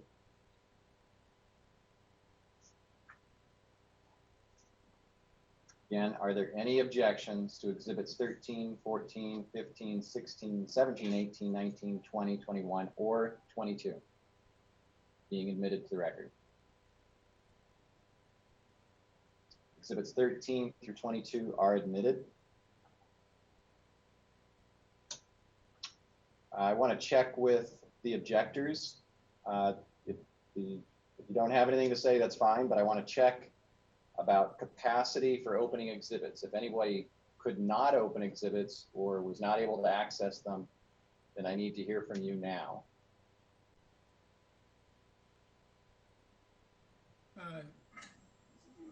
It's Todd Reuter. I couldn't open any of them. Okay. Anyone else? Yeah, Gene Burris here. I had trouble opening just the ones from Marshall Foster. That one of the folders it just said the PDF files were broken, but the rest of them I could. So okay, so you couldn't get to exhibits 1 to 3. I think that's right. Okay. This is Karen Gillen. I could not download exhibit 22. Okay. Anyone else not able to open an exhibit or all of them? Any or all? Yeah, this is Mary Moreno. I could also not open exhibit 22, and I didn't try every single one of them. I tried several of them, and that was one that I didn't open. So I can't say if there are others. Okay. Any other objectors have challenges opening an exhibit? This is Judy Donnelly from the Women's University Club. I had 3 or 4 of them that I could not open either. Which ones? I would have to go back and look through them.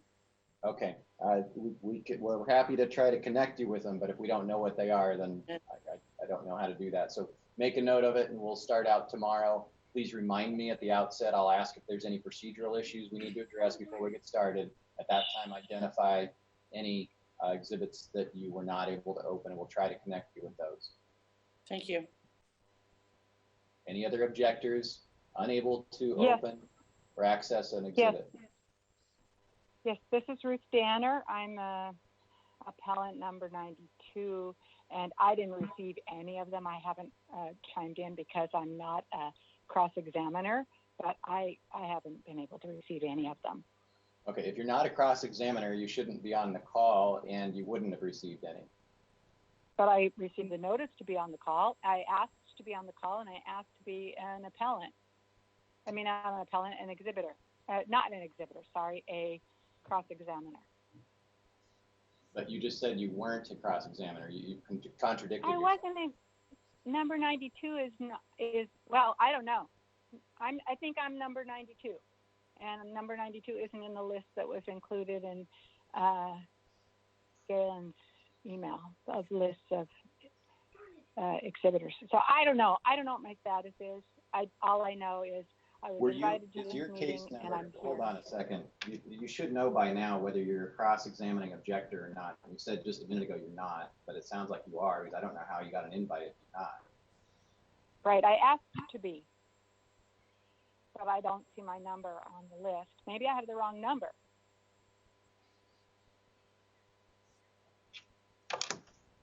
You're identified as case number 92. I believe so. Case number 92 is not listed as one of the cases that's participating as a cross-examiner. And I don't know why. But You need to go back through the record and look at the orders I've issued. Everyone that asked did get an order, and it was issued. It's also available on the hearing examiner website. okay, and I also got the invitation to participate in this hearing. Is that Okay. Well, I don't know why you received it if you're not one of the cross-examining. So I think we've resolved that, at least as far as I can tell. You are not the crossing. If you're correct about your case number, and by now I hope everyone is familiar with their case numbers. If your case number is 92, you're not listed as a participant in cross-examination. In which case, okay? So I will go back through the documents and perhaps I have the wrong case number. all right. If you have a different case number, let us know. But If you have, and if that's the case, I don't have the exhibits. if you were not part of the cross-examination, you would not have received them, and the invitation to participate in this call was a mistake. All right. This is William Justin. Did not receive a verification code in order to open the exhibits. There is no verification code. Well, it tells me to enter a verification code. Are you indicating that you could not open the exhibits? Correct. Thank you. You were unable to open any of them, is that correct? That's right. So I just took a lot of notes. Okay. Any other objector have a challenge accessing the exhibits?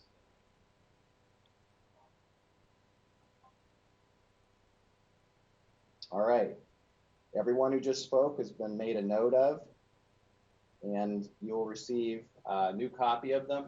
Please, if you cannot access items, mention it during the hearing. I know that sometimes I've indicated that I don't want you interrupting, but don't be so intimidated you don't say anything if you were supposed to have received exhibits. I do want you to be able to participate in the hearing to the degree possible, and we could always remedy that in part by doing screen share. And but we will make another attempt to serve them on you by email.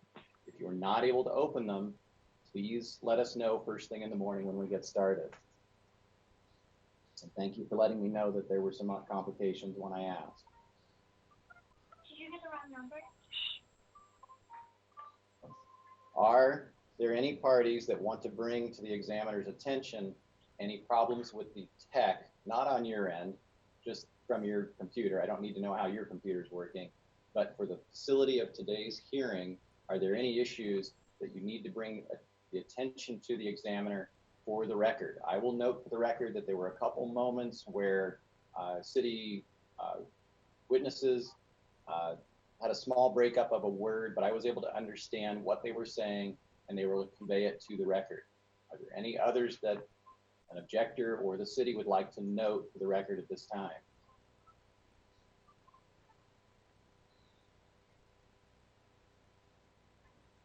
Thank you. I will note that we have looked at screenshots today. I just want you to note that the actual exhibits that are being exchanged are intended to be the exhibits for the record. The screenshots are for illustrative purposes only. So for example, if there's a highlighted version, that's just for illustrative purposes. That is not the actual exhibit that's in the record. Only those electronic copies that have been submitted are part of the record. Lastly, as we wrap up today, in anticipation, looking forward to next week, one item I'd like to discuss, and I think this is pretty quick. If not, we can address it tomorrow, is that I believe it would be best to proceed with Mr. McCauley first, if that's possible, in order of witnesses, starting on Tuesday. My reasoning for that is that I believe most of the objectors' energy will be directed at Mr. McCauley. And frankly, I don't want to start out with Mr. Foster and Lukens getting cross-examined for longer than they need to when the real questions need to be directed at Mr. McCauley. We'll have an opportunity to cross-examine Mr. Foster and Lukens, of course, afterwards, but we don't want to spend a bunch of time on speculating what Mr. Foster or Lukens may know about the appraisal report when what you all really want to be doing is cross-examining Mr. McCauley. Is there any issue with proceeding in that order for the city? No issue for the city. All right, then that should be a heads up for the objectors that's how we'll be proceeding. There will be that's the order we'll proceed in, with Mr. McCauley first, and then in the order of Foster and Lukens afterwards. That concludes the hearing for today. We'll address any other procedural issues at the outset of tomorrow when we open at 9 a.m. Thank you.